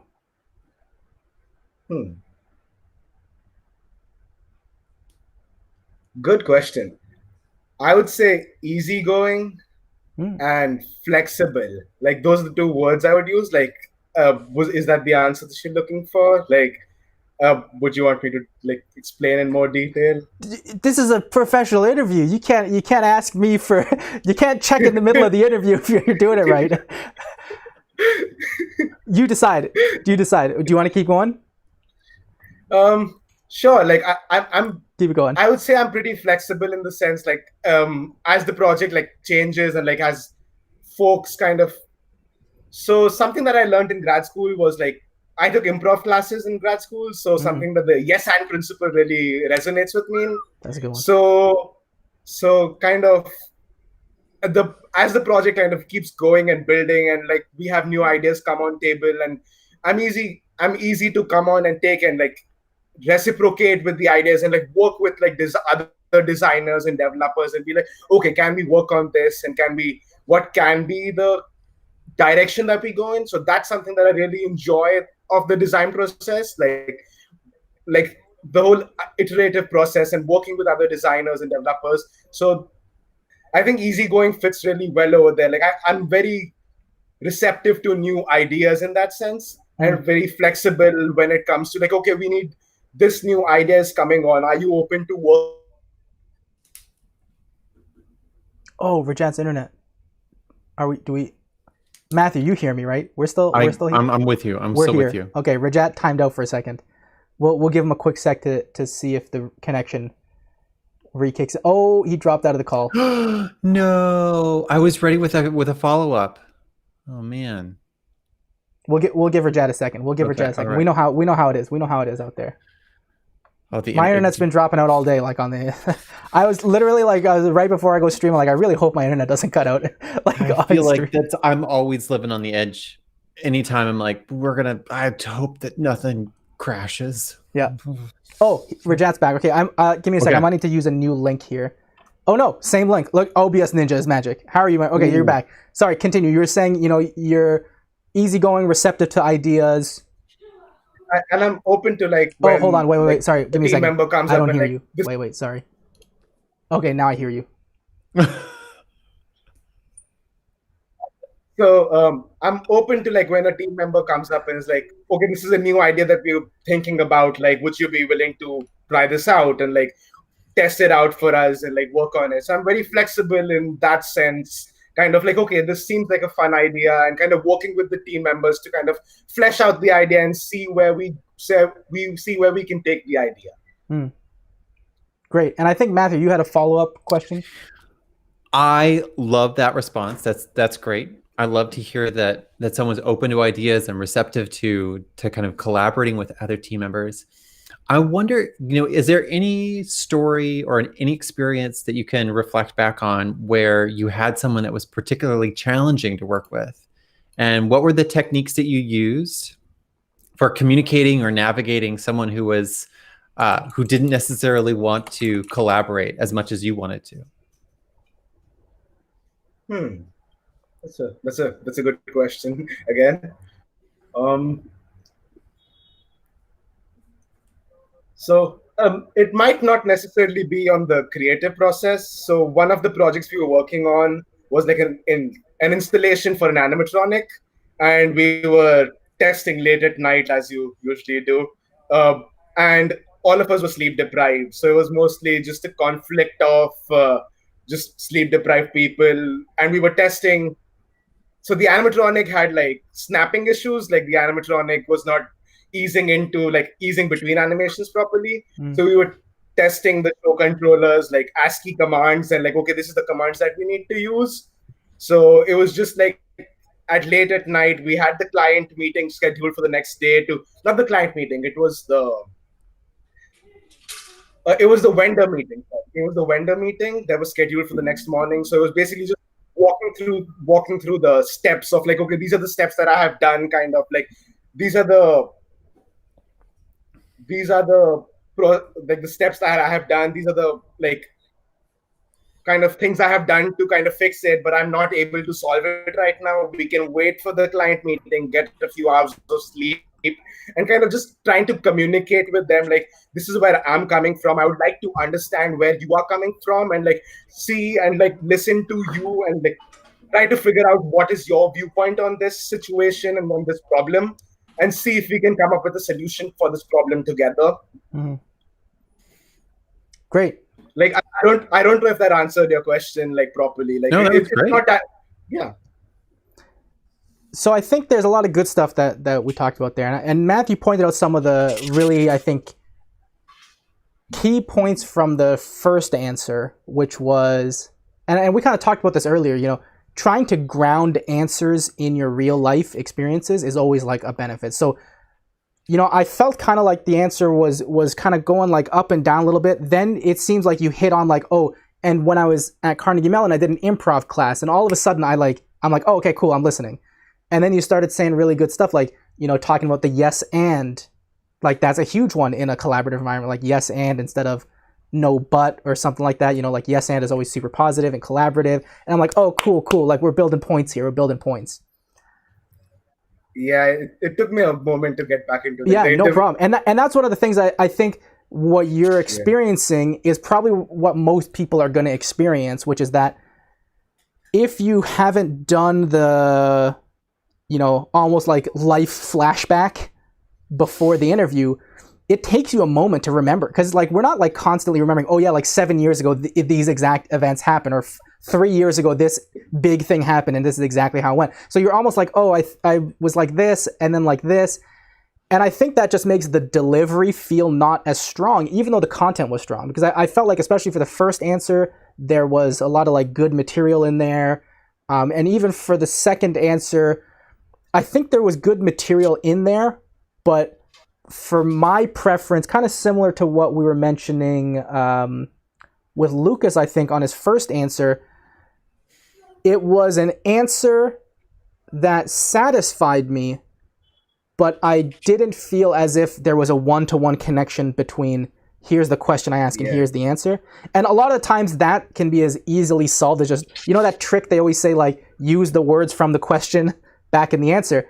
This is a dumb trick, but like so easy, because then you could say, you know, one of the challenges I had when working with somebody was these, then you kind of tell a little bit of the story, then you come back and say, you know, and some of those challenges specifically were maybe some of these. I felt like the second answer could have had a little bit more kind of like depth to it, but still overall, like both answers are really good. And I would say my biggest takeaway would be similar. Matthew, do you like Subway? Do I like Subway? I Subway mean, that's sandwiches. Such a great question. You like Subway Elburz. sandwiches?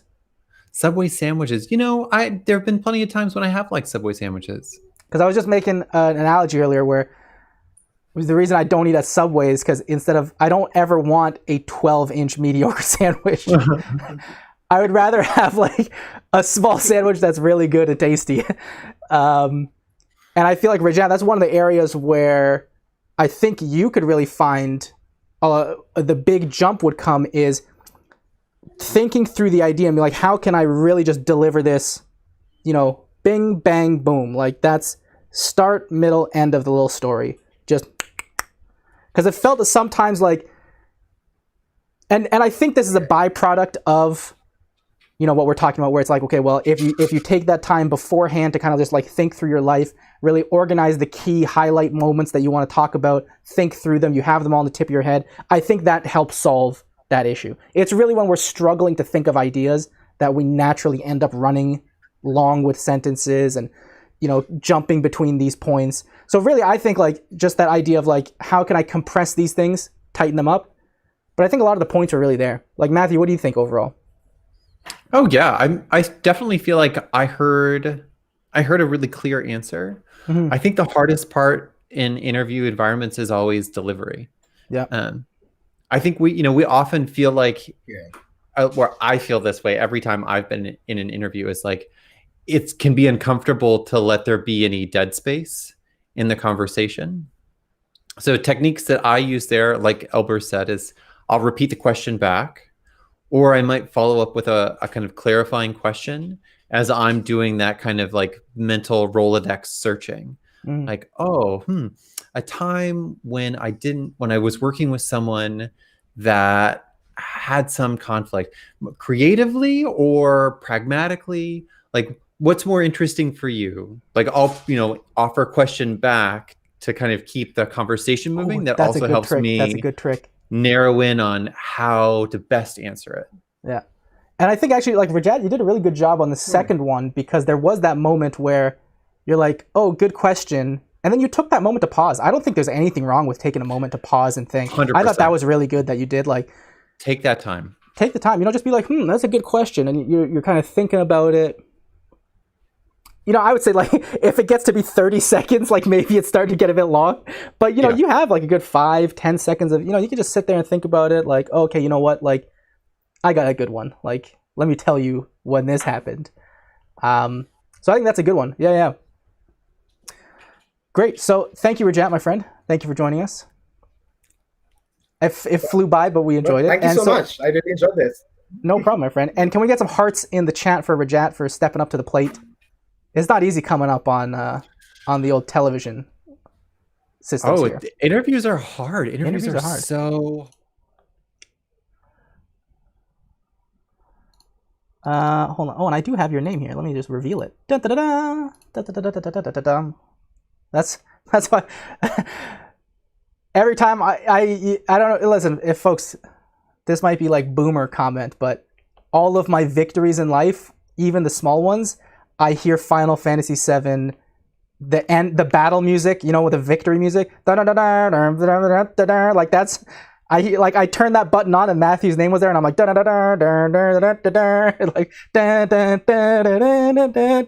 like the whole thing's running into my head.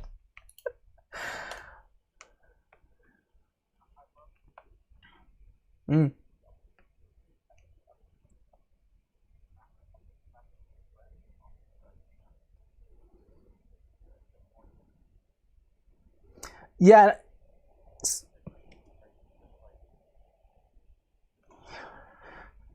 And it's such a weird... Oh, wait, are you muted? Oh my god. I'm so sorry, you were literally muted. Now I hear, when in Zelda Ocarina of Time, da-na-na-na-na-na, like when you die, that's running in my head. Sorry, can you run that sentence right back again on me? I'm so sorry. Yeah. I was just saying that this is such a great kind of thing to practice, because one of the things that we kind of don't think about is, I'm going to go to this interview and I'm just going to like fly by the seat of my pants and hope everything goes all right. But they really have a kind of formula and cadence to them. And practicing, whether you practice in this kind of an environment or you practice with friends or you have someone just like ask you a set of questions, like that can be really valuable and helpful to kind of find the rhythm and cadence for how to have these kinds of conversations. And I would say, like, one of the interesting things to think about is that your friends don't really have to be professional interviewers. Like, obviously, there's nice benefits to, like, sometimes if my friends are doing interviews for things, I'll and people can attest, I'll literally call them randomly without telling them and be like, hi there, I'm calling about like, I'll literally just run down an interview with them and pretend I've never met them before. Well, I don't think they like it, but I love it. And so that's obviously nice, right? But like, I think to Matthew's point, one of the things that's really worth practicing is just talking about yourself. Because oftentimes we're like, oh, well, you can't just start like flexing on everybody all the time, 24/7. Because people are like, yo, can you stop talking about yourself for like 10 minutes? Whoa! I don't care about your installation. Yeah, I don't care about your installation. One time in 2018. But for this, you kind of have to practice just kind of like talking about yourself, positive way, minimizing negatives, turning them into positive. You kind of just have to like practice. And so even if your friend like isn't a hiring person or isn't even in our industry, this like none of the questions that we ask today are like even have touch designer in them at all. And they're just kind of just common questions that are prompts to get you to talk about yourself.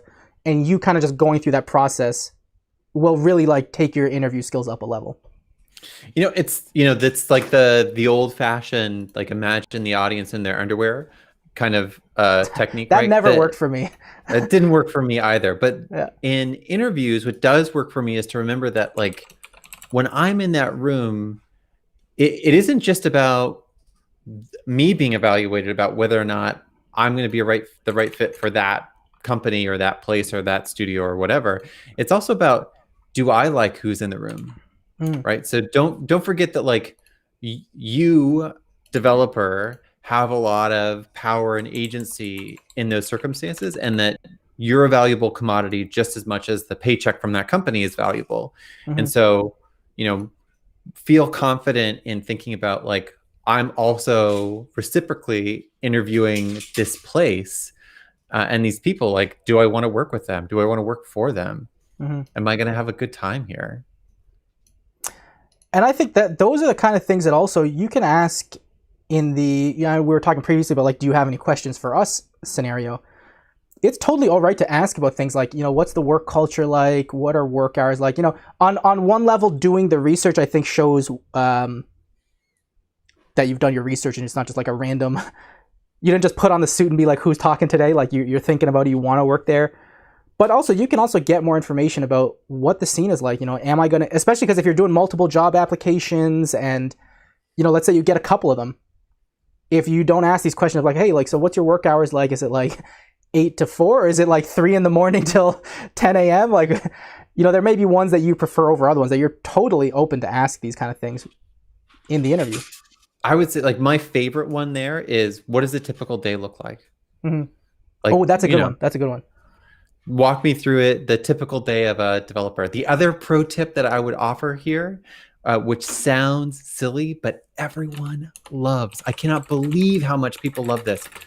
Bring something to write with and bring something to write on. Have a little notebook that you... Interesting. Like when they're like, do you have any questions? And you're like, yes, I do. Yeah, that's a good one. And this is a funny one. Like, I've gone into client meetings purposefully with an empty notebook before that I have no intention of writing on because it looks fancy. Like, it looks like designer, the designy, he's got a notebook. Oh, they're taking notes. Because obviously I'm going to like immediately go home and type the notes out on a computer. But having a computer makes people feel a little bit disconnected. Yeah. Notebook is totally cool. Paper is totally in. So with that said, we do have... May Sam is going to join us next. I did that thing where I said, here's the password, and then never hit enter on the paste. So, classic me. But in the meantime, you gotta get your like sound effects lined up for OBS so you can like do the Final Fantasy and that'd be so good. Ocarina of Time. Hal's been on my case for a while to like get a soundboard. I'll tell you folks, it's not like you don't just like click 2 buttons and have a soundboard. There's like a setup, and then you get like audio. It's like, I don't know what's the soundboard. Oh, it sounds so hard, Elburz. Don't do it to me. Don't do it to me. So while we're waiting for May Sam to join, we do have a couple of questions. First one is from Diego earlier, which was, could you share some tips regarding tailoring applications? What are good ways to communicate convincingly why we believe we can be a good fit for a specific role, even though we may not have all the skills that companies usually list as required? Would also love to hear your advice about following up after reaching out. Anything on top of mind for that one? Well, I like to keep 2 lists running. I like to, in my own life, I keep a CV, a curriculum vitae, and a CV holds everything, right? Like that is every workshop that you've attended, taught, contributed to, anything that you've ever done, you put in your CV. So you've got like one big master record of all of the stuff that you've done in any kind of creative or professional capacity. And then when I go to make a resume what I'll do is I'll go to that CV and start to pull out like, okay, what are the relevant pieces for this particular studio or place that I'm talking with? And I pretty frequently did that when I was kind of looking at either studios or organizations that I wanted to work with, right? Because like the architecture firm that's thinking about using Touch Designer for part of their installations, like they're going to be more interested in the work that you've done that relates to architectural lighting or environments. The events company is probably going to be more interested in the live performance or event kind of work that you've done. So again, part of that is like doing the homework of like, okay, who is it that I'm talking to, and how can I collect the right set of pieces that help me really convey myself as favorably as possible. The other piece that I recommend there is like, I've never had any good luck either sending or receiving resumes that were more than 2 pages. Yeah. Right. Like I want to get a one sheet. I'll do 2. 2's okay. But like realistically, I want to see 1. And I want to have a sense of like, what have you done? And then I also want a really clear place to see like, what are your core skills and competencies? And I'm always, and maybe I'm a jerk, but I'm always suspicious when it's like Unreal, Unity, Touch Designer, processing, GLSL. I'm like, there's no way. I mean, impossible. Right. I love you, dear human out there, but if you're 24, it's going to be a hard sell for me that you're an expert in all of those tools. Like I would believe that you had done a project or that you had opened them or you'd done some tutorials and all those things. But what I'm trying to gauge is like, where are your core strengths and what are the things that you're working on? Because I want to have some picture of that and not a kind of like, okay, you've listed everything out on the market right now. That doesn't help me make any decisions. And I would add just 2 quick points to that because we do have Maysam ready to go behind the scenes here. One of them is we have a really like bad thing in our industry where every job post assumes that you know everything. Like I've seen junior dev positions that literally are like, well, it'd be great if you knew Unity, Unreal, processing, like Max MSP. You got 3 years experience. Like you can do handstands and cartwheels. JavaScript, like TypeScript, C++. For real, like if I took these seriously, I wouldn't be able to apply to half of these jobs. That's just like the reality. And I don't know if it's like a bad habit or we're trying to keep it open, but I think if you meet some of the skills, apply anyways. That's the big thing because new skills can be learned. A good attitude is what you got, and that's what people like want to bring onto the team. So like, even if you see something that's like, well, we'd like you to have like 5 years experience, Unreal, Unity, virtual production, managerial, like artistic, create, like you're like, dog, like what you're looking for like Qui-Gon Jinn to like roll up into the intervio. Like it's not gonna happen. So like you just gotta lower the expectations a little bit. And then I would say in terms of just following up and reaching out, I find 1 week is usually a good 1 week. Usually on the front. So like if it's Monday, Tuesday, Wednesday, follow up next week, Monday, Tuesday, Wednesday. If it's Thursday, Friday, I would not follow up on a Thursday, Friday. I would wait till the following Monday because by the time you send out the email on Thursday and someone reads it Friday morning, like, oh, sorry, I got like Friday bananas jammas to do like today. So that's what I would say about that. I always like sending the email the day of. So like, are your interviews at 4? And like by the end of the day, you send a thing that's like, thank you so much for taking the time. It was really lovely to talk to you about, and then put in something specific that you remember, right? Because that's a signal that like you paid attention, you took notes, you were present in the room. And it's also a nice, clever way to like anchor for that interviewer if they're seeing a lot of people, like who you were as a human being. So with that said, let us bring on our guest Maysam here. So we're just gonna mute for a sec just to make sure everything's working.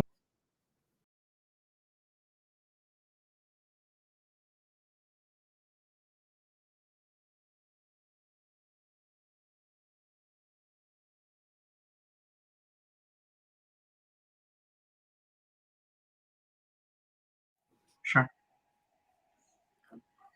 Okay. We are now live. Let me just unmute everybody so I don't. Hello, everyone. Everybody, welcome, Maysam. Maysam, can you give us maybe like a 1 or 2 sentence description about yourself and kind of where you're at? Of course. Originally, I was a mining engineer before, having a lot of experience in tunnels, mines. Working in different very big, large-scale projects. But at some point in my life, I studied MBA in Concordia. I just said, okay, it's enough is enough. I don't want to waste my life, working in the mines, far remote camps and everything. So I made this bold direction shift. So because I used to draw cartoons before back in my country, getting published in magazines and everything. So I kind of thought that back in my mind that I have this surrealistic view of the world. I want to, make some kind of connection with it. So I shifted into the music, love the music, love the tool every time, trying to make my own type of music. But at some point, very early in my process, I was lucky and I realized that, I cannot take this dream so far without the element of visualization. So I said, okay, I'm going to learn this. I'm going to learn touch designer. It took me a while, but I would say maximum, it's been 3 years. I've been learning touch designer, and I'm so far I'm very happy with the decision I've made. Awesome. Well, we're glad to have you in the community, my friend. Welcome and enjoy your stay. So here's your question for you. Mm-hmm.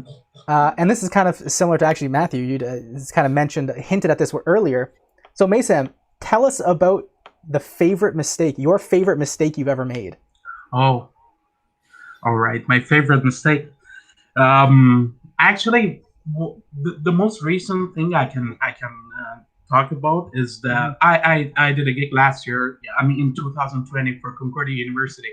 For one student who was doing his PhD, and it was like a long story, Japanese story, very long literature and everything, and a lot of things changed because of the COVID and everything. Like we had to do this. We were supposed to do it on the theater, but then we moved to online platforms. So at the beginning of the process, I was learning with the HQ Pro this kind of UI interface, user interface, all this kind of stuff, further one step away from creation and go to production. And I forced myself to execute project with that. So I told myself, I wanna make it live, even though it wasn't a live production. It was supposed to be a movie. So I really forced myself, doing all those stuff, creating buttons, like separating my workflow, having everything. And at a time when I was discussing with the guys, the director told me, no, man, this is so much of a hassle. I want to see the final product. And I, this really made me kind of angry and sad because I took a lot of time doing that. And but yeah, at the end of the project, the project was it was supposed to be a 45 minutes film. About 2 days, it was about 2 days, before we go online and cast the project. No, it was actually 1 day before. He called me. He said, there is a disaster happened. I said, what? He said the all 45 minutes is going to be curved down into 15 minutes. So all the acts, all the players and everything.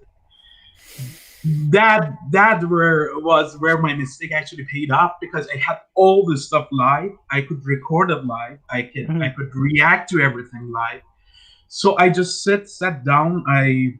With a piece of paper, because this is what I've learned in my processes. Actually, you need to acquire 3 types of view. One, which is microscopic, you go into details, with the sound, with the visuals, you tweak everything. The one that is very unbiased and neutral, you're seeing as a neutral audience, you just wanna observe the work. And one is very telescopic, and you're watching the whole picture. And in that, and it's what I really find it very hard. It's very hard to find a balance between the 3. So you're working on something very specific. It's really hard at the time to make the decision. Okay, let's see the meaning, in the whole picture. But fortunately for me, I've made all the decision before I've because it was a learning process for me also. I had all the pieces of puzzles in the right place. So for that 15 minutes, I just recorded the project. I did some design ideas at first, just jot them down on the paper, and then executed them. First time, second time, it was perfect. And we did a show on the online platform. It was amazing, and the result. And what very important thing, because I'm very story oriented guy. I start by writing the story, creating cartoons and concept. For me, this was very important because we could have successfully conveyed our message, our whatever we wanted to tell to the board and to the students and to everyone who was watching, and that was great for me. Well, that's amazing. That's like the most heartwarming answer to an interview question. I mean, hearts in the chat, like just all the hearts, throw them in the chat. I kind of feel like I should have a cup of tea, like just drinking and listening to the story. So, thank you, Mason. Thank you for sharing your experience. That was a really nice one. Thanks. Thank you. So, I really loved. I think you're right. You said it at the end there, like you're all about the story and telling the story. I think that was like a really great story. Like it went from starting to a challenge to a confrontation to a disaster. Like it was, this is like a, Homer's Odyssey. This is like a Homer's Odyssey level like arc here. And I really liked that you had both the positives and the negatives. And then there was a nice payoff at the end that said like, even though I had this struggle, it was worth it. Because then I was left with this kind of tool that I could then react to situations. I think two of the areas where I would probably, edit this story a little bit. I don't want to say edit the story. It sounds kind of weird. But two of the ways I would change how you present it is I think you can heighten the drama of the part where, you're trying to get a tool and it sounds like, the client is not really client, but the collaborators are wanting to see their 45-minute video and you're like, listen, I'm working on a tool.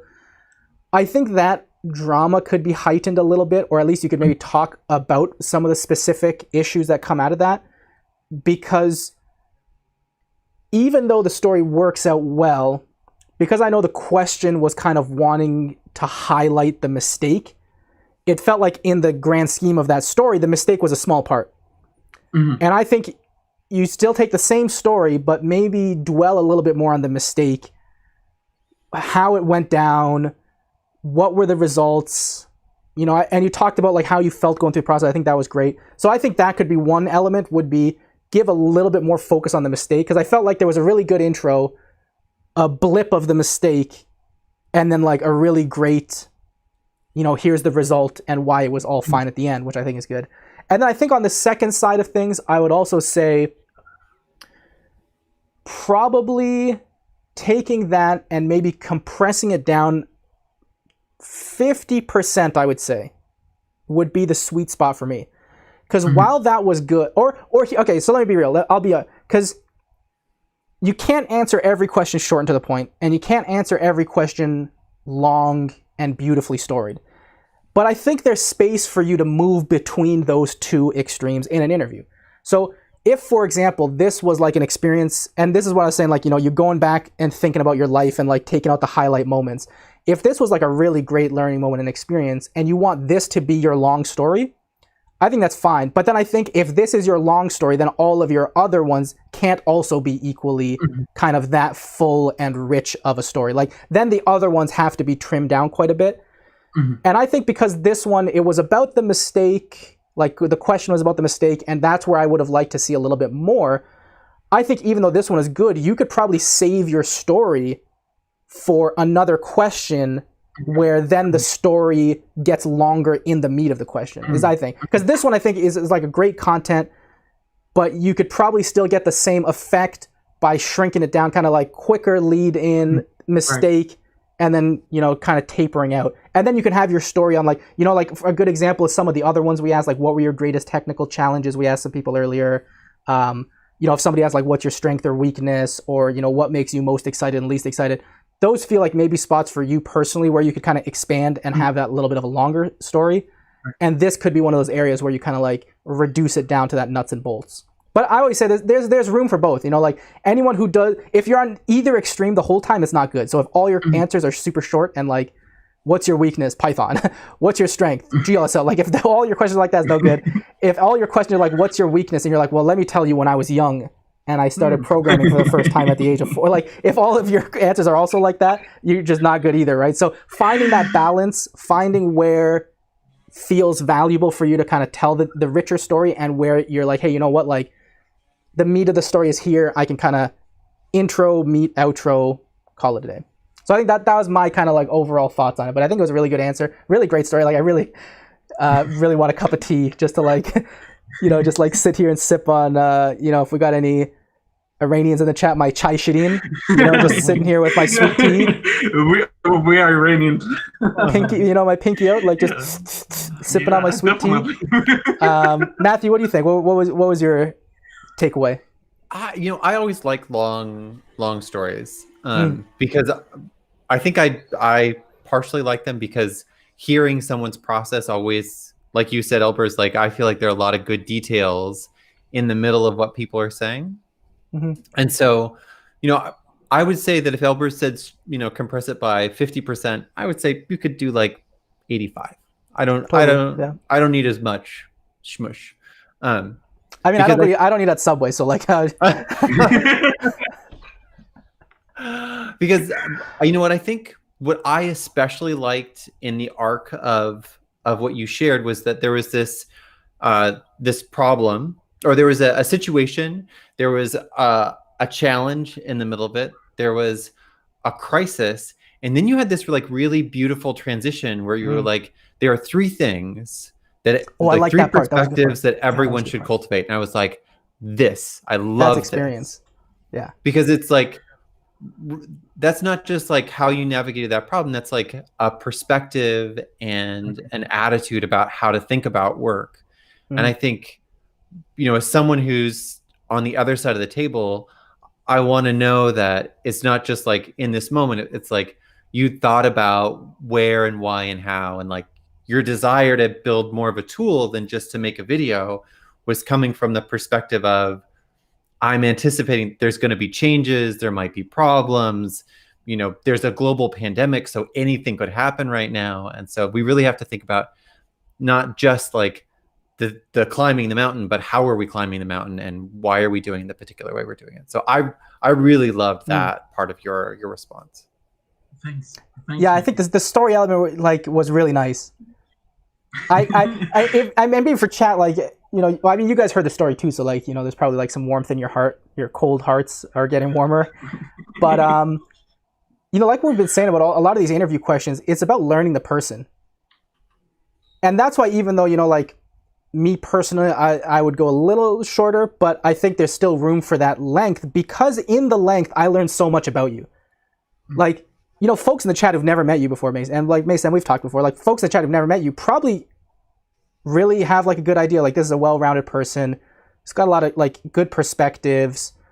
Even just from that one answer, like people kind of know like this would be like a cool person to work with. This would be like a night. They're not going to stress out and like freak out. They're going to have a good long vision. They're going to have a short vision. Like, and I think that's what Matthew's mentioning. Like, the nice thing about that kind of story is that you do get such a rich understanding of the person as they're telling that story.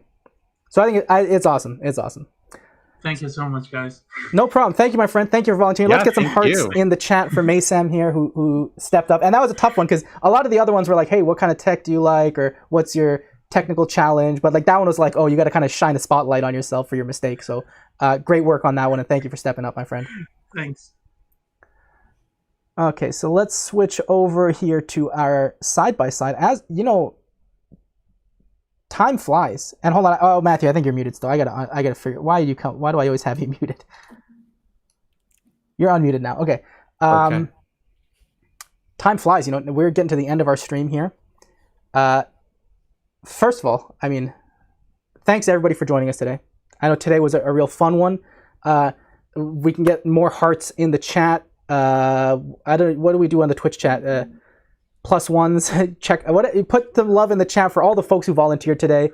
You know, it takes It's not easy to hop on a camera in front of all these people you don't know and get a random question shot at you. What are they going to ask me? What are they going to ask me? What are they going to ask me? Yeah, like, so, you know, a shout out to all the folks that joined us, and especially Matthew, thank you for joining us as our special guest for the second half of today. We really appreciate having your insight, especially coming from that, you know, medium and even bigger sized corporate world, which is even different than that small kind of like run and gun situation that I'm usually in. 100%. And I think, you know, it's hard because the other thing to like, keep in mind, right, is like the way to answer the question for the medium or big sized company might be a little bit different than how to answer it for the run and gun kind of situation, right? Because in a smaller, fast moving, like you're always thinking on your feet kind of situation, sometimes those like really short, precise, laser focused responses are the things that you're looking for, right? It's like, I don't want to have a long story about why this particular class method is better than another. I just want to know, like, do you know how to solve this problem? Yeah. Whereas in sometimes like medium or large organizations, there's going to be a lot of strong opinions about how to build something in a particular way so that it's got a long shelf life. So that's the other thing, right? It's like, take a moment to try and read the room and figure out, like, who are you talking with? What are they for? That's the other trick that I offer here is like, know your interviewers. I always, if I'm going to interview with someone, then I for sure stalk them on the internet. Find them on LinkedIn. Yeah, like you look up on LinkedIn and like check out their Instagrams, just see what they're kind of about. That's a smart one. Like who am I talking to? What have they done before? Where are they coming from? What are their perspectives?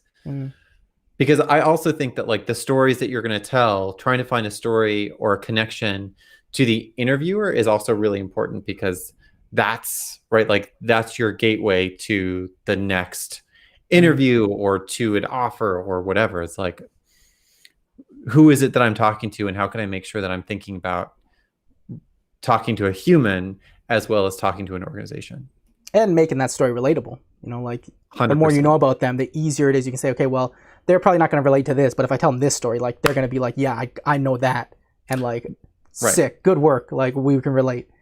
And you don't have to be like, oh, well, I was stalking you on LinkedIn and noticed that you got a music degree from Berkeley. No, you could just be like, oh, well, you know, I was working on, you know, I was practicing my guitar and I think about blah, blah, blah, blah, blah. Right? It's really more like, how do you fold that anecdotal information that you have into your conversation in order to make pathways and gateways for kind of more relatable and connecting moments. So as we're technically over time, but we did have a couple questions, and I hate leaving questions on the table. So we're going to do rapid fire tweet length answers. Okay. We're just going to go back and forth. Okay. So I'm going to read you out one. Question about doing homework. If someone is not experienced in the field, it's kind of challenging to imagine how projects done by companies are organized and how you can fit in there with your knowledge and skills at TD. How should one approach researching projects done by companies and imagining what you could bring to the table? Give me the tweet answer. No one knows what they're doing. Don't imagine that there's a right way to do it. That's a good one. Yeah, I think just bring whatever you can to the table. This was a funny one by actually one of my friends. Jordan is in the chat. He says, I've been brought to meetings as a notebook before. That's a good one. That's real talk right there. That's real talk. Okay, so here's the next one. How do you feel about bringing some photos about your process and documentation things outside of the finished project? I'll take that one because you did the last one. Yeah, I think that's good. I think if you come, you don't want to overwhelm them with materials, and bringing some stuff is cool, but I think leading with you as a person is always cooler than leading with like stuff as a person. But it's always nice to have, because then they're like, but I find like no one's ever asked me if I have a degree. So even if I like showed up with my degree, which I don't have, but like hypothetically saying, if you show up with a bunch of pictures, they might not even like, it probably won't come up. Yeah, like they're gonna be like, they'll never ask, can we see it? But it's cool to have, and you can be like, here, I brought you this like little like thing. It's kind of like work. That's like 100 tweets. I'm sorry. Let's see. What are your thoughts on cold contacting companies, Matthew? Do it, but don't expect anything. Beautiful. That's truth right there. Do it, but don't expect anything. But definitely do it. I cold contact people all the time. The time. There's no harm in it, but just like don't put your eggs in that basket. next quick question we have here, university portfolio tips question. Like Matthew said, I don't want to have every kind of existing software written in my portfolio, but I'm still in the discovery phase. What I think is always good for just starting out is prototypes. Prototypes are the best thing you can show because it shows you've done some discovery, and maybe those prototypes aren't like, 20 feet by 10 feet LED walls. Maybe they're just like, I borrowed a projector from a friend and did this thing. Or, I cut out some cardboard, put together a little model, put some LEDs on it, did this thing. Those things go a long way because those things show you're willing to get out of the headspace, you're willing to put pen to paper and like make something real. And then you can put on the, competencies like, okay, well, beginner Unreal, beginner touch designer, light processing or whatever you want to put there, and just put like beginner, and then boom, like here's the stuff I've been working on. Yeah, I think, some of the things that I've seen that I really liked in resumes are kind of rank orders. So it's like competent or, expert, competent learning, right? So it's like you've done some self-reflective kind of categorization of like how you would think about your work there. I think the other caveat that I would offer is, I remember an interview with someone one time that came in and they were like, I've been doing touch designer for 6 months and I'm confident that I'm an expert. And I was like, at that moment, I was like, I've been doing touch designer for 4 years, and every day I feel like I don't know what I'm doing. I have no idea what I'm doing. What is this? It's a hard way to lead, son. Okay. Yeah, that's a good one. Like, still be humble. Don't forget to be humble. Yeah. So with that said, we also had a question: who hasn't stalked E? If you stalk me, the only things you're gonna find are just hilarious things. Probably just me with more hair on my head and my face. Is really like, that's like 90% of the changes is the amount of hair, but the rest of it's pretty chill. So with that said, thank you everybody for joining us. Like I mentioned earlier, we did just launch a new job platform, which let me just bring up on my screen real quick here. You know what I can do? I'm gonna hot patch this live. I'm just gonna make us smaller, put us in the corner, just real quick. This is gonna be a quick one. It's not gonna be as long as my my midway. This is not gonna be as long as my midway little like situation. But let's just do it live. Here we go. Where's my NDI source? I think I want this one.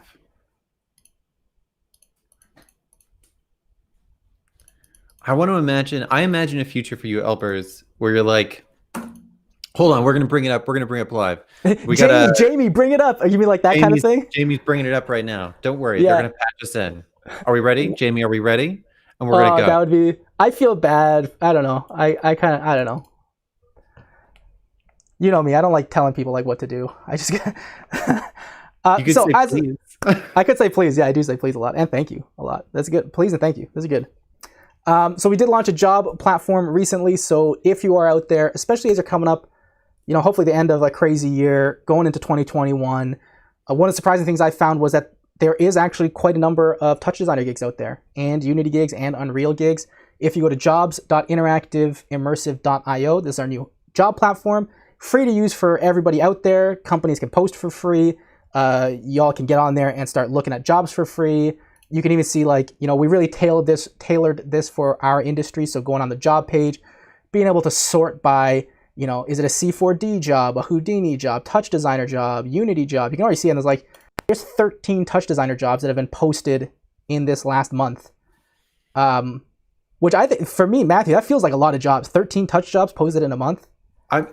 That's impressive because knowing that someone is looking for explicitly that skill set and not just like someone that understands how to do this kind of work and is going to use whatever tool is right, but someone is like, we need someone that understands touch designer to help solve a problem. That is a healthy amount of request. That's healthy. And then you get up in here, you check out what the gig is, you can apply for it, and you get links to all the where you got to go to apply. Now, if you did want to take this up a level and get your hunger into like full beast mode, joining the HQ Pro is the best way to do that, because companies, if they join the HQ Pro, they can have their jobs highlighted on the main page. All those jobs get sent out in our newsletter, which gets a lot of views. And if you're on the more personal side of things, joining the HQ... Oh, I didn't realize I have a giant logo on screen. Just like... Hold on, let me logo big can get hidden. There we go. Okay, so now I'm looking at OBS.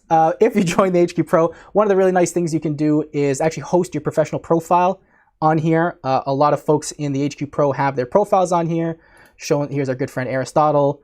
You know, you can put your bio, your work experience, your skills, any kind of awards and praises you've gotten over the years, as well as just direct links for people to contact you. So as companies are coming here posting jobs, they may just hop into the little profile candidate area and say, oh yeah, you know what, like who's in London or in Athens? Oh, Aristotle, let me hit them up directly. You know, we're not like here like, you know, gatekeeping middle manager style. Like everyone is just free to talk and get the best they can and who they need for the job. Also, one of the cool things is if you do sign up to the HQ Pro, one of the things you can do is not only bookmark jobs. So if you're in kind of that grind of the job game and you want to kind of have like a list of jobs you have applied for and haven't applied for, being able to bookmark them is nice. But you can also sign up and set up custom filters for custom email notifications just for you. So you can say, hey, you know what? The second any gig is posted with Touch Designer in the name, send me a quick email, let me know. That way you can be the first off to the races to apply for that. Or if you're like, hey, you know what? If they say Unity anywhere in the body, let me know. I'm gonna hit it up.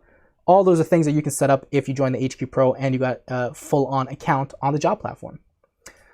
This is looking great. Thank you. I'm very excited. You know, because we had interactive. You're working hard on it. This is the first time I've gotten to actually see it, so I'm like, oh, is it really? Nice work. It looks nice, right? Like it's you know, we had interactive jobs like a year and a bit ago, and then we're like, hey, we want to really redo this and just make it better, easier, like search fields, searching by location, all the category stuff. So we're hoping that it's super hype, and we know that so far there's been a lot of interest, lots of jobs are being posted, so it's definitely worth checking out for everybody out there. I'm going to put links in the chat, and I realized straight up here, when I was making us smaller, I did it on the only scene that has the two of us in the right layout. So like I'm rebuilding the quick little I'm just like resizing us right quick, so that we can do a little old sign off here. Let me, we don't need NDI anymore. You know, a Jamie type would be nice, but, you know. You just need a second Elburz. I just need a second Elburz. So with that said, thanks everyone for joining us. Happy holidays. Whatever you're celebrating out there, we hope you get a little bit of a break, a little bit of downtime, but also having that time to get ready to make 2021 much better than the disaster of 2020. Matthew, is there anything that you would like to leave folks with as we sign off? You know, just hopefully find something to be joyful for. Even though 2020 was a rough spot, like hopefully in your reflection as you think back on the year, there was some kernel of brightness, and you know, hold on to that, because we all face hard times, and finding ways to still find the nice, the positive parts of the hard times, right? That's still important, similar to the conversation we've been having today. There's always something to learn, even when things go completely wrong. And you know, if you've been having your homies and you've not been talking to them, you know, a fake interview might be a good chance to just reconnect and get a little bit of holiday banter going on. You know, just talk to friends, 100%. Be around friends, be around family, enjoy yourself, socialize, don't stay all hermited up. You know, even if you can't leave your house, get on a Zoom call, get on whatever kind of call you need to, just be like, hey, what's going on? What are you up to? So with that said, thanks everybody for joining us. Next live stream will be on that second Friday of January. We'll be back, same bat channel, same bat time. I never remember. What's the third bat thing? Same bat channel, same I got bat the channel. I don't know. I got the time. There's a third one, right? Somebody in the chat, is there a third bat thing? That bat time, bat channel? I feel like there's a third one. In tomorrow, same bat time, same bat channel. There's only two things. Yeah. No, what I've been messing this up every time, and I'm always like, what's the third thing? No third thing. Same bat time, same bat channel. Second Friday in January. We'll be back. We'll be doing more fun stuff for you guys. Enjoy your holidays, and we'll talk to you very soon.